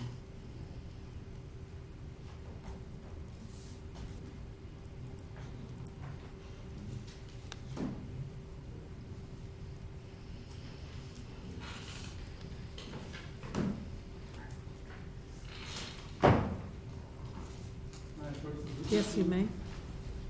And I want to do this in order, so I'm going to hand you this and ask if you can identify that. Oh, I'm sorry, it is letter N, Exhibit N for identification purposes. Can you identify that for me, ma'am? It's the telephone interview. And that's the same transcript that you looked at last Thursday, correct? Yes. And how many times have you met with the state attorney's office before last Thursday? I believe 2 or 3 times. Okay. Tell me about those. When were they? We have last Thursday when you met with T.C. Osteen. Anybody else in that meeting? Yes, my sister. Together? Yes. In the same room? Yes. Discussing testimony? No, not discussing, just making sure we were comfortable. Oh, okay. For 45 minutes? Yeah. Okay. Time before that?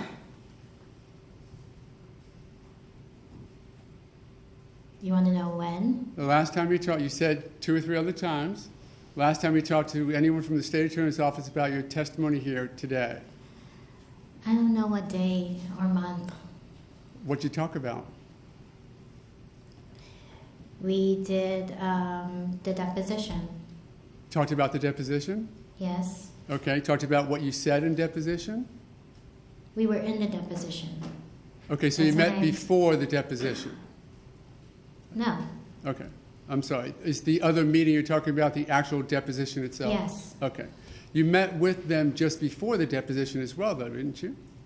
Yes. Okay. So that was another time where you talked about your testimony just before I took your, or Mr. West took your deposition, correct? What do you, I don't understand. I'll what phrase it you're this asking. way. One of the investigators picked you up from your house and brought you to the courtroom, and they gave you your previous statements to review. Yes. And they talked to you about them, correct or no? Yes. Okay. So that's Thursday, just before your deposition, and what about the time before that? It was when the state decided to. It was when the state decided that they had to do the investigation, so then we met then. Okay. So, you have in front of you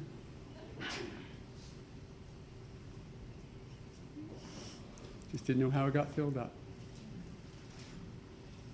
You have before you a transcript of your investigation, your statement on March 1st, 2012 with investigator Serino. You knew him to be the chief investigating officer in this case, correct? Yes. Okay. Review that if you would, as you did last Thursday. Point me to the part in this 4-page document where you tell Investigator Serino, back in March 2012, that you heard movement going from left to right. Page 2. Oh.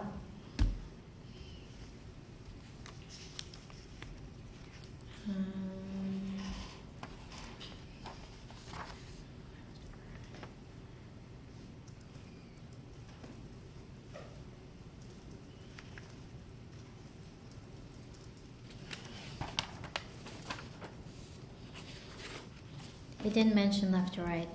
I'm sorry? It did not mention left to right. Okay. Matter of fact, on page 2, you say that you couldn't see either one of them, correct? Impeachment? Sustained. Back then, did you tell Investigator Serino whether or not you could even see anybody out there?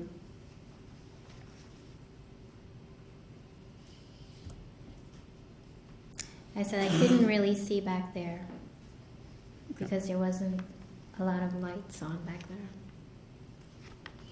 All I saw was arms flailing.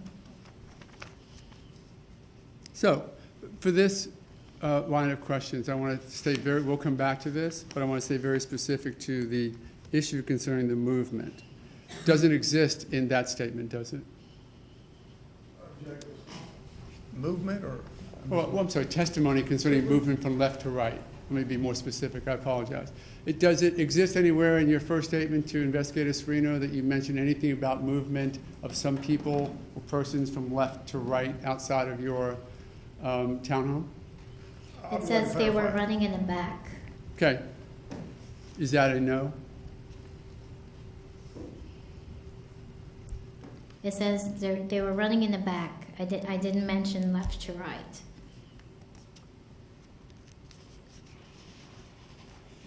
Now, when you say they, of course, you're talking only what you hear. You did not see anything, correct? Correct. Okay, so when you say they're running, you're talking about only what you hear. Correct. Okay. Now let's just move forward as to that issue until 3 weeks later with the testimony with John Batchelor on March 20th, 2012. And let me show you what we've marked as Defendant's Exhibit M for identification purposes. It's a little bit longer. I'm going to have to take a moment to look at it. But for right now, just with the focus is whether or not that movement issue is discussed, okay?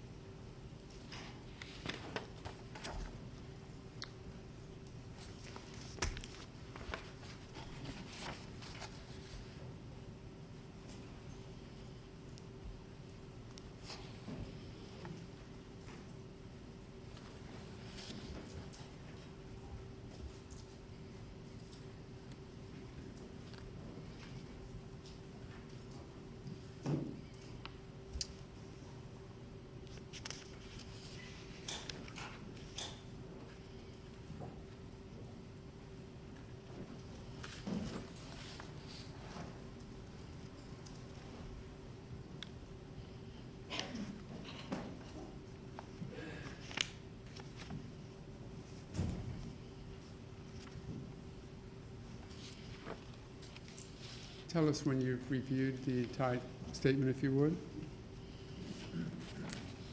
Okay.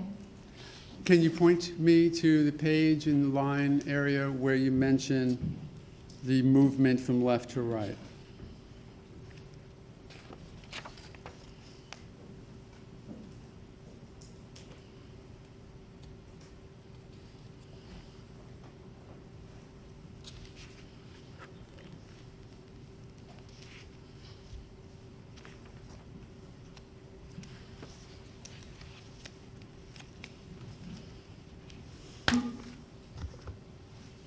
Is it in there?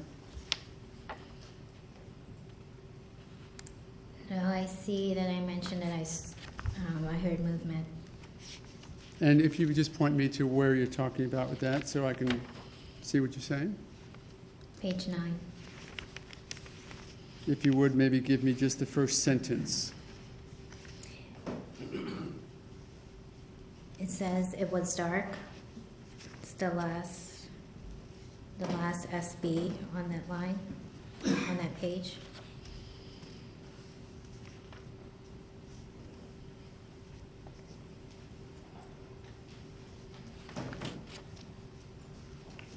Okay, there you say, it was just so dark out there, I just saw movement. Is that what you're speaking about?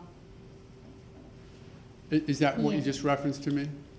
Yes, but Okay. That. I don't think that is. Sorry, didn't mean to interrupt you. Answer. I don't think that's in reference to the initial movement. I think it's to the arms. I was going to clear that up and I interrupted you and I apologize. That was actually when you went back out the second time, went to the sliding glass door after you heard the conversation with John Good, correct? Correct. Okay, so that's not what we're talking about now, is it? Correct. Okay. It does not exist in this statement either, does it? Any suggestion by you that there was movement from left to right? It wasn't mentioned.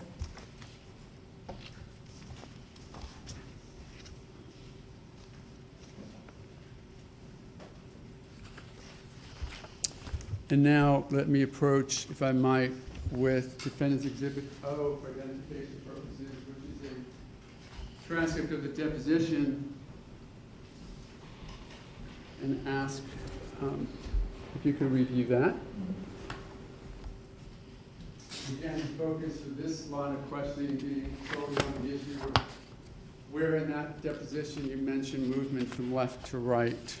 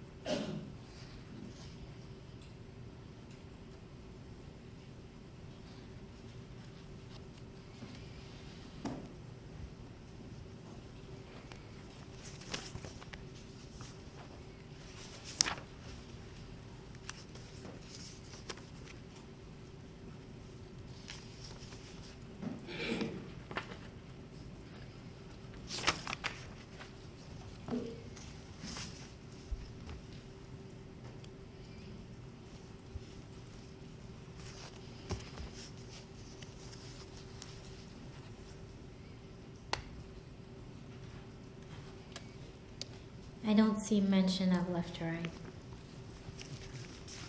So I ask again, when was the first time, or was it literally today? I'll ask you this way. Was today the first time that you ever said to anybody throughout all of your statements and involvement in this case, including your meetings with the state attorney's office on at least 3 occasions, that there was movement from left to right? Was today the first time? Well, based on these transcripts, it was the first time being recorded. Well, Yes. no, I'm asking you right here today, was this the first time that you ever mentioned to anybody that there was movement from left to right? No.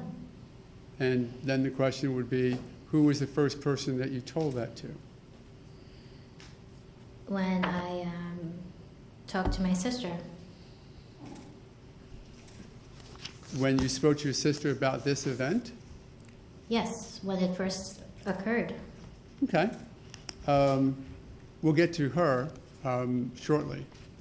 But you did not, I'll say it this way, you did not tell anyone in law enforcement, including the state attorney's office and their investigators, about movement from left to right until your testimony here today? Correct. Okay.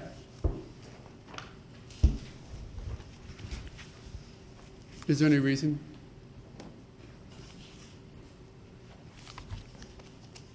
No, I know I must have mentioned it. It's just not in the transcript because that's what I remember. And we are now speaking of only what you heard, correct? You did not see anything out there? Correct. So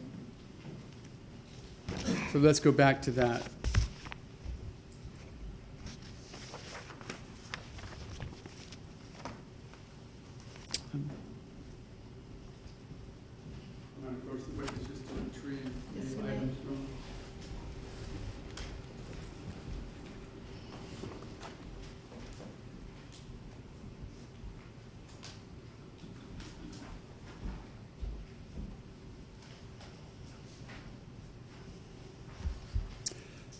So you're at the kitchen cooking, right? And you hear some noise. Is that the first thing that causes you to have some attention to what was going out there on February 26th, 2012? Yes. Okay.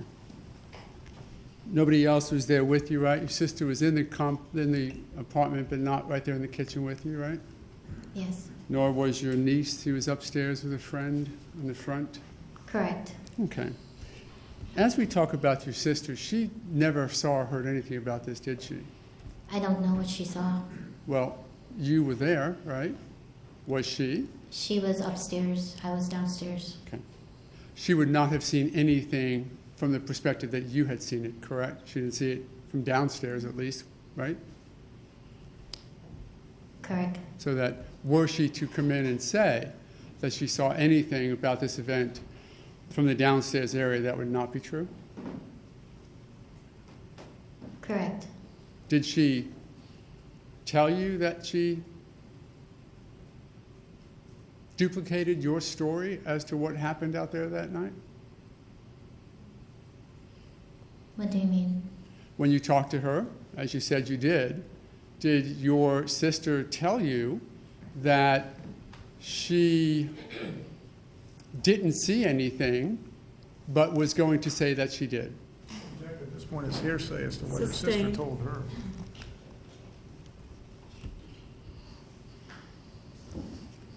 So you're talking now about cooking, and you hear a noise.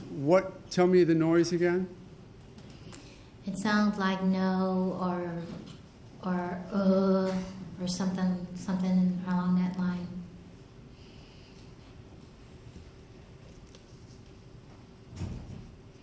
Okay. And what did you do in response to that? I looked out the window. And you couldn't Looked out the window.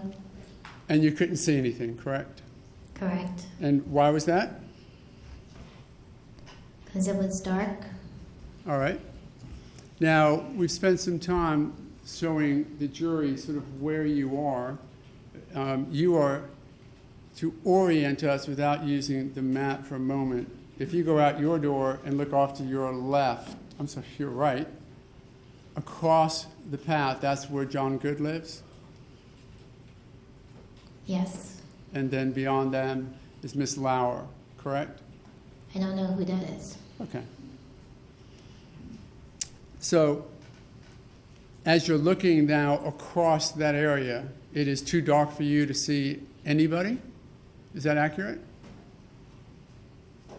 What do you mean? The first time, when you looked out the first time, you heard a noise, caught your attention, you looked out the window, and you couldn't see anything because it was too dark. Is that accurate? I couldn't identify figures. I couldn't identify who it was out there. Could you even tell that it was people at that point? I can tell it was people. And how far away were they from you? They were a house down and over. A house down and over. Would that put them then, when you say a house down, we're talking towards the now known as the T intersection? Yes, And when you say over, you mean towards John Good's apartment? yes. On the other side of the path? It was in the pathway. At the pathway, Yes. but right out in front of John Good's door? Is that accurate? At the time I first saw, it was in the pathway. Right out from John Good's door, correct? Yes. Okay. If I might approach the display just for a moment. You do this in a way where we can all see it, hopefully.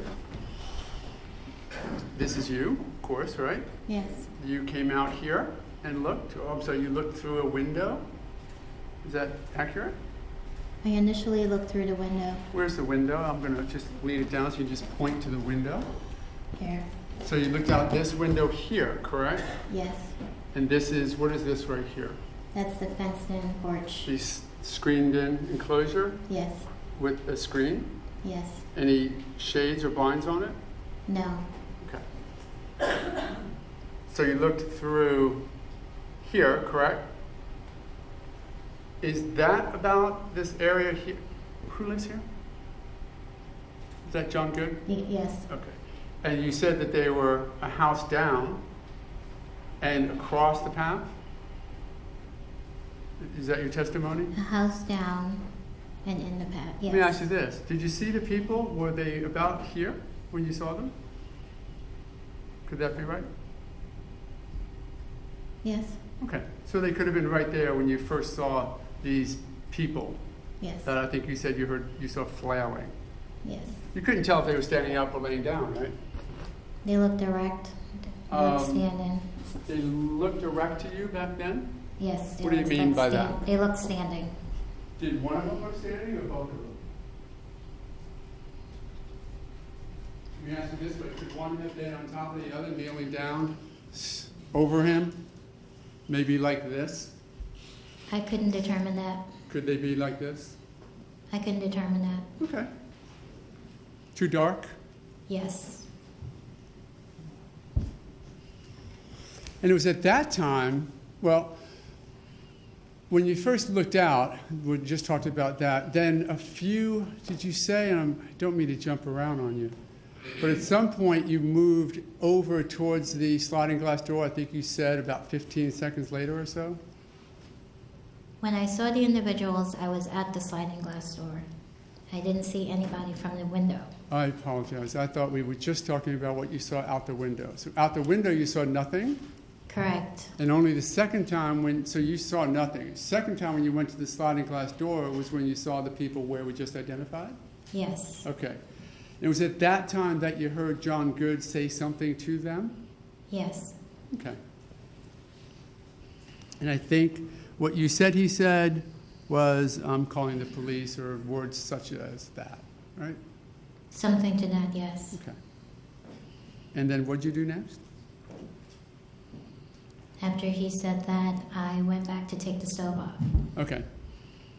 didn't do anything else related to this particular event going on outside until you heard the noise now identified as a gunshot. Is that correct? Correct. Didn't see anything else, didn't even look to see anything else, correct? Not when I went back to the stove. Right. Let's just follow that train of thought for a moment and say, when you went back, what did you do when you heard the gunshot? I looked out the sliding glass door, grabbed a dog, and went upstairs. Was that the second time you looked out the sliding glass door? Yes, Okay, and what did you see then? it was a body. Okay, what else? That's all I remember. Just one body? Yes, Did you see a man with a flashlight? no, Did you see Mr. Zimmerman staggering about? no, Lights still quite poor? yes,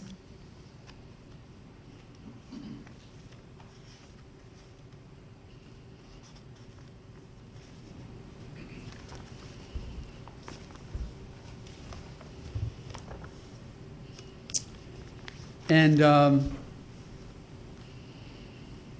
at that point, having heard the gunshot, you just, again, sort of retreated, go back upstairs where your sister was? yes.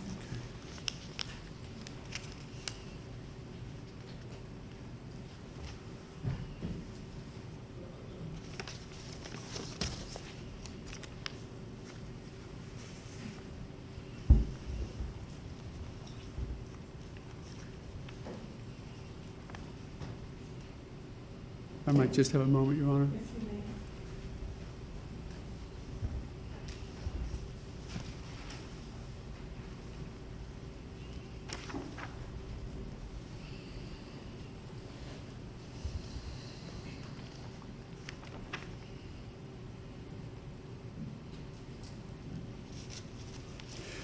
Was there any reason why when was the first time that you gave a statement to anyone about this?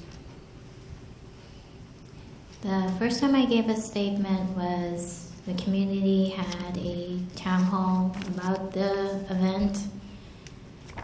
And Okay. I gave a statement that day. You know that you witnessed a shooting on February 26th, correct? I didn't think what I saw was significant, or what I heard was significant. Okay. You found out the next day that there was a shooting, right? Yes, Okay. And you know that you at least saw some of it, correct? yes,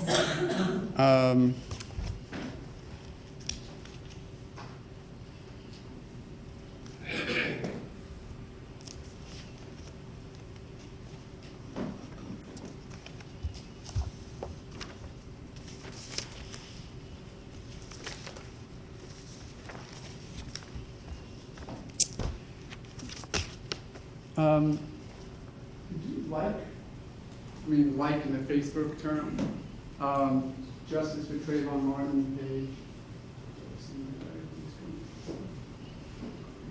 Correct? You did, right? probably yes. Okay, just curious.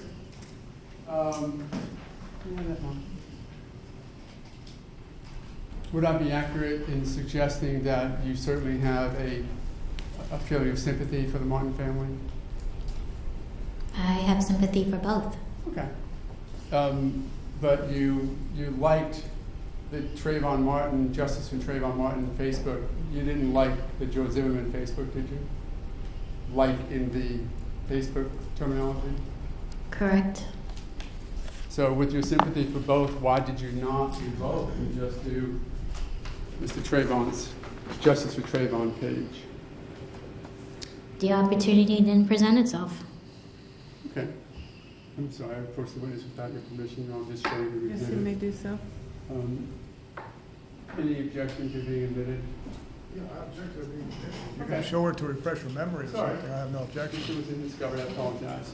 Could No, you, we can have conversations, it has to be through me. I will refer you again to the court's order. yes, Your Honor, I Thank you. apologize. Can you take a look at that and tell me if you can identify it? Yes. What is that? Drawing, a sketch I did. That's what you did, correct? Correct. And is that accurate? Is that an accurate copy of the sketch that you drew for the officers? Yes. Any changes on it except for the addition of the exhibit? Correct. It's correct, isn't it? Yes, Okay. it's correct. I would move this into evidence, Your Honor, now being identified by the witness as the sketch that she drew. Okay, any objections? Same objection, Your Honor, in terms of that we have previously discussed. Okay, in well, terms of please our case in approach. chief. Please approach.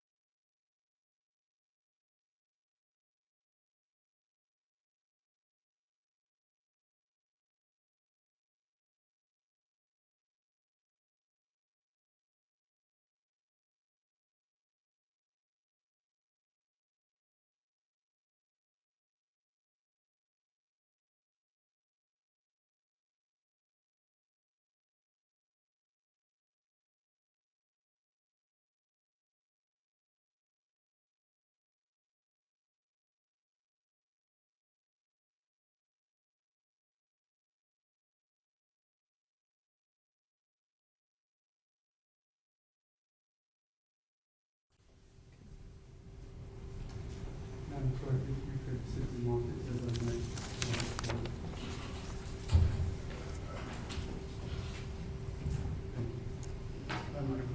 Yes, you may.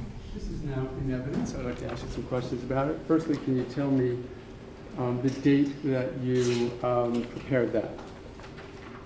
It's dated March 20th, 12. Okay. And if you could just describe what that is intending to show.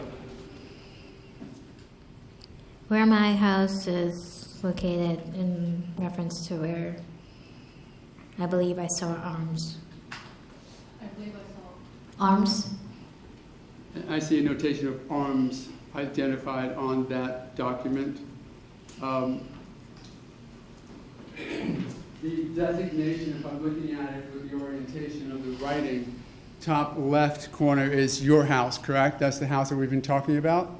Correct. And then you look across the pathway to what you have as second house, and you further identify it as John Good's house, correct? Yes. Then I see a hedge and then the second house screen, correct? And the house screen. End house screen, I'm sorry. Thought that was a 2. And that is in fact the end of that row of houses, correct? Correct. And this was a picture of what you saw the only time you saw people out there, correct? Correct.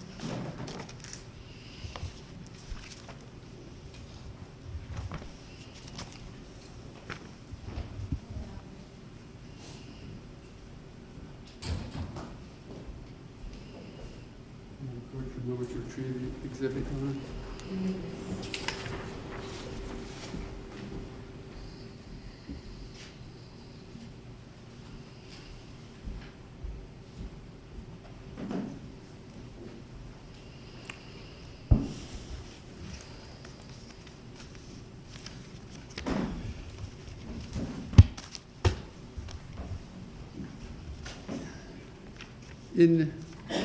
You had stated on a previous occasion that you could not make out any words whatsoever from what you heard outside. Is that correct? The only words I can remember is no, Or an ooh-ah kind of sound? or yes. Could they have, were they screams?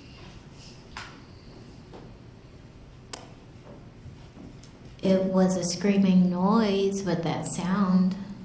You have heard, I'm presuming, what we now identify as the 911 call, correct? Have you ever heard that tape On the media? on the media? Yes, Okay.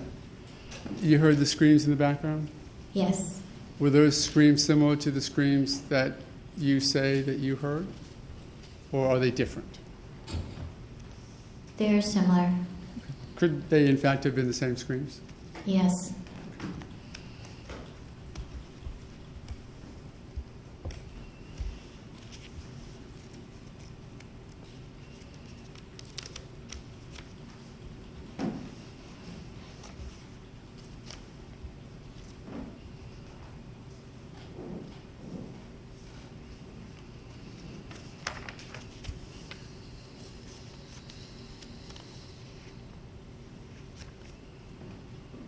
Again, just a moment, Your Honor, maybe getting close Yes, to the you may. end.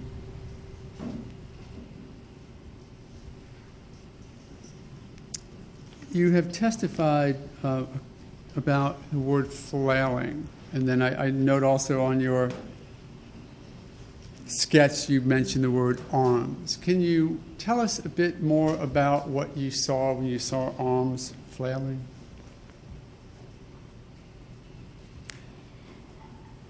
I just saw our arms moving up and down. Like this? Yes, Is that, and I move for the jury's benefit, my arms up and down in this Yes. type of movement? And don't say yes just because I did it. If it was something different, tell me it's different. But is that what you saw, up and down? it was more like this, Okay, fast pace. okay.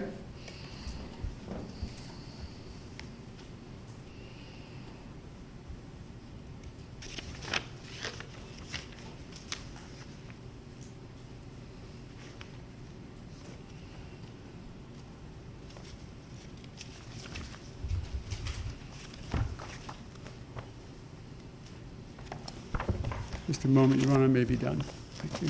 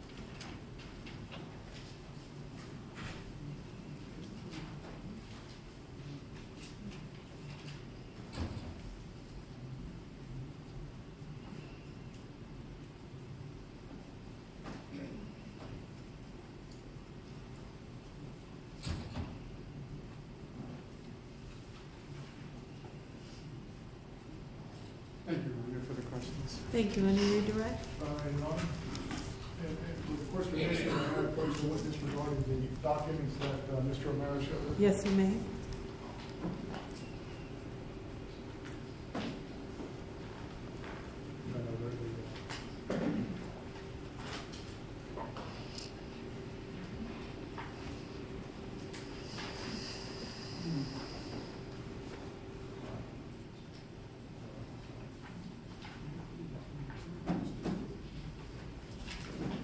Purpose of the record, I'm going to be showing the witness what's been marked just for identification purposes as M, like in Mary, N, like in Nancy, and O, like in Oscar.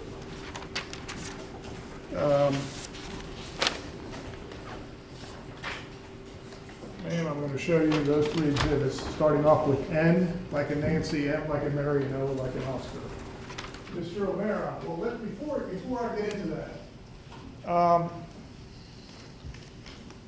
this happened back in February of 26th of 2012, correct? Correct. And Mr. O'Mara asked you about, that you came forward, I believe is when they had a town hall meeting, like at the retreat at Twin Lakes, the clubhouse, the police were asking if anybody has seen anything, is that correct? Yes. Okay. So when it originally happened, you didn't go out there and say, hey, I want to be a witness and I want to get on national TV, did you? Correct. You wanted to remain silent. You didn't want to get involved at all. Is that true? Correct. Now, regarding the one question that Mr. O'Mara repeatedly asked you, and he asked you to reference the 3 documents that you have in front of you. I believe they're M, like in Mary, N like in Nancy, and O like in Oscar. I believe N that is in front of you is the statement that you gave, a transcript of the statement you gave Investigator Chris Serino.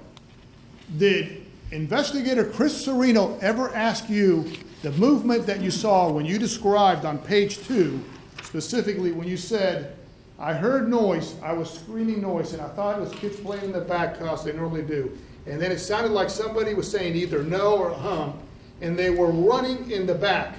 Did Mr. Serino specifically say when they were running, tell me which direction were they running? Did he ever ask you that? No. Ma'am, now what I want to reference, the next part is the investigator, I'm sorry, that should be Exhibit M in front of you, like Mary. When you were asked again about, by Investigator John Batchelor with the Florida Department of Law Enforcement, to draw a picture, you recall that? And they asked you in terms of the arms flailing, did that investigator ask you at any time when you described the running or what occurred to tell him which way the running was from left to right or right to left? Did they ever ask you that? No. Okay. And finally, ma'am, in the deposition that Mr. West took where I was present and where Mr. O'Mara was present, and that should be State's Defense, I'm sorry, what's been marked for identification purposes, Defense Exhibit O, is the thick one. That I believe is a total of 30, let me get it right, 31 pages. On page 5 of that deposition, you see there on the top, when you stated, I was in the kitchen cooking dinner, I heard some running and garbled scream. That's what caught my attention. Question, did the running and garbled scream seem to be happening at the same time? Yes. Did Mr. West or Mr. O'Mara ever ask you what direction was the running from left to right or right to left? No. You recall later on that same page 5 there, you stating it sounded just like running, so I would say yes, it sounded like feet on the ground. You recall that answer that you gave? Yes. Did Mr. O'Mara or did Mr. West ever ask you which direction was the running coming from? No. Okay. Do you recall in that same deposition stating when being asked, you distinguish any words specifically on page 5 of that deposition, and you saying in terms of no, the word you only heard was no? Do you recall that? Yes. Okay.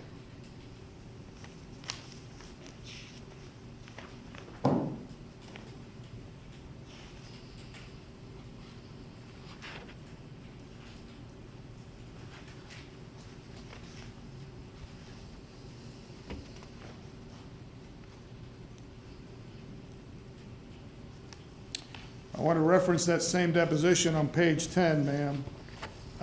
Your answer in terms of being described, what was going on when the figures were up there. So they looked like they were in a standing position, or they were bent over, standing over straight. Do you recall giving that answer? On page number 10, I'm sorry, page 10, under number 5 through 9. Do you recall stating it looked like they were in a standing position?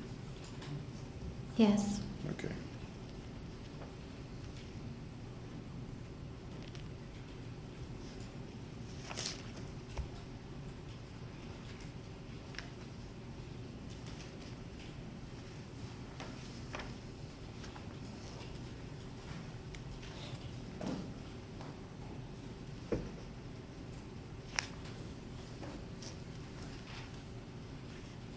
I'm sorry, Mayor, may I have a moment? Yes, you may. Grace, can you turn on that?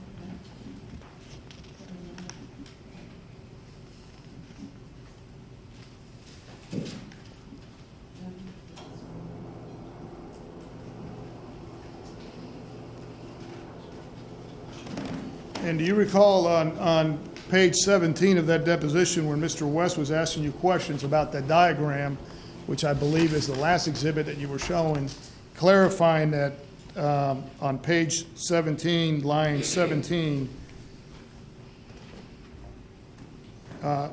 clarifying that the diagram is backwards? Do you recall that? Yes. Okay. Yes.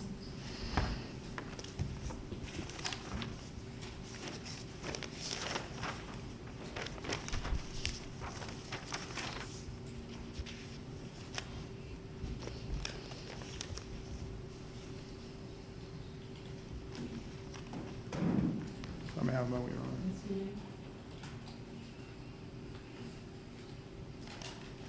I have no further questions, Your Honor. Just a follow up. Mr. Deleon suggested that the reason why we waited, I guess, a week or so was because you didn't want to just, I think his words were, run out and be a witness on national TV. And you said yes? Correct. Yeah. You've actually been on national TV about this case, though, haven't you? I did. Go ahead. I did a video, but it was never broadcast. But you wanted to be on national TV. Let me ask it that way.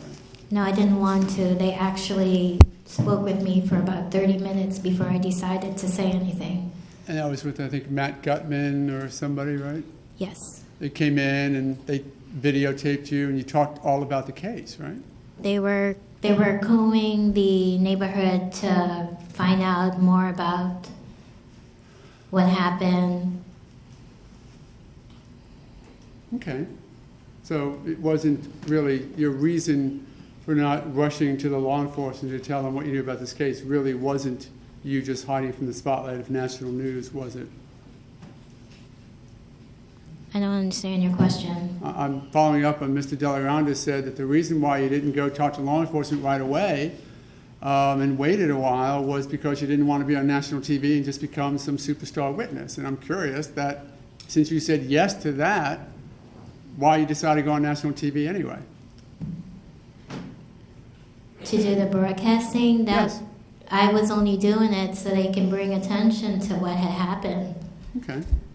Which was that you thought George Zimmerman killed Trayvon Martin I've never said that. improperly, and he should be prosecuted for it, right? I've never said that. Why'd you sign the petition at change.org that said, I am hereby in favor, by signing the petition, of prosecute the killer of our son, 17-year-old Trayvon Martin? You did sign that petition, right? I'll show you Facebook. I did like. You signed So the petition. saying like means I signed the petition? No. In addition to liking, I'm asking you now if you signed the change.org petition. May I approach the witness, Your Honor? Yes, you may. Show it to counsel, please.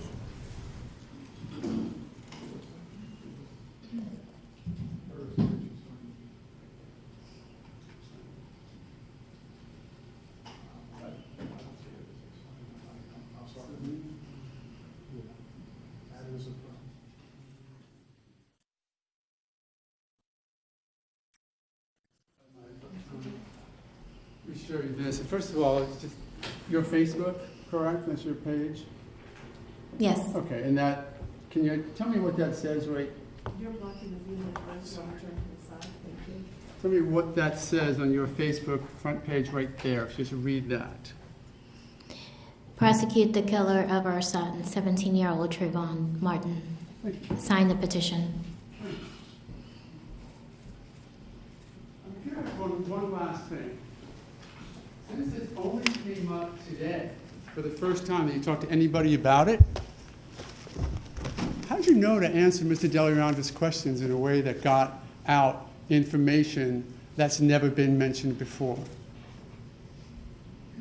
I don't understand your question. This is the first time you've talked to anyone about it by your own testimony, correct? To anybody about the Facebook? The movement, no, I'm sorry, I apologize. The movement from left to right? Just curious how you knew that today was the day that that evidence, having never been spoken from your lips before, today was the day that that should come out. I was just saying what I remembered. Nothing further. Your Honor. Any redirect? Thank you. May Ms. Bador be excused? Yes, Your Honor. Thank you very much. You are excused. Ladies and gentlemen, we're going to recess for the evening while you're getting your notepads to close up and put on the chair. I'm going to remind you over the recess tonight, you're not to read or listen to any radio, television, or newspaper reports about the case. You're not to discuss the case amongst yourselves or with anybody else. You're not to use any type of electronic device to do any independent research about the case, people, places, things, or terminology. And you're not to read or create any emails, text messages, Twitters, tweets, or blogs about the case. Do I have everybody's assurance that they'll abide by these instructions? Is there anybody who feels they cannot do so? Okay, we'll begin tomorrow at 9 a.m. If you'll please follow Deputy Jarvis outside the courtroom. Leave your notepads face down.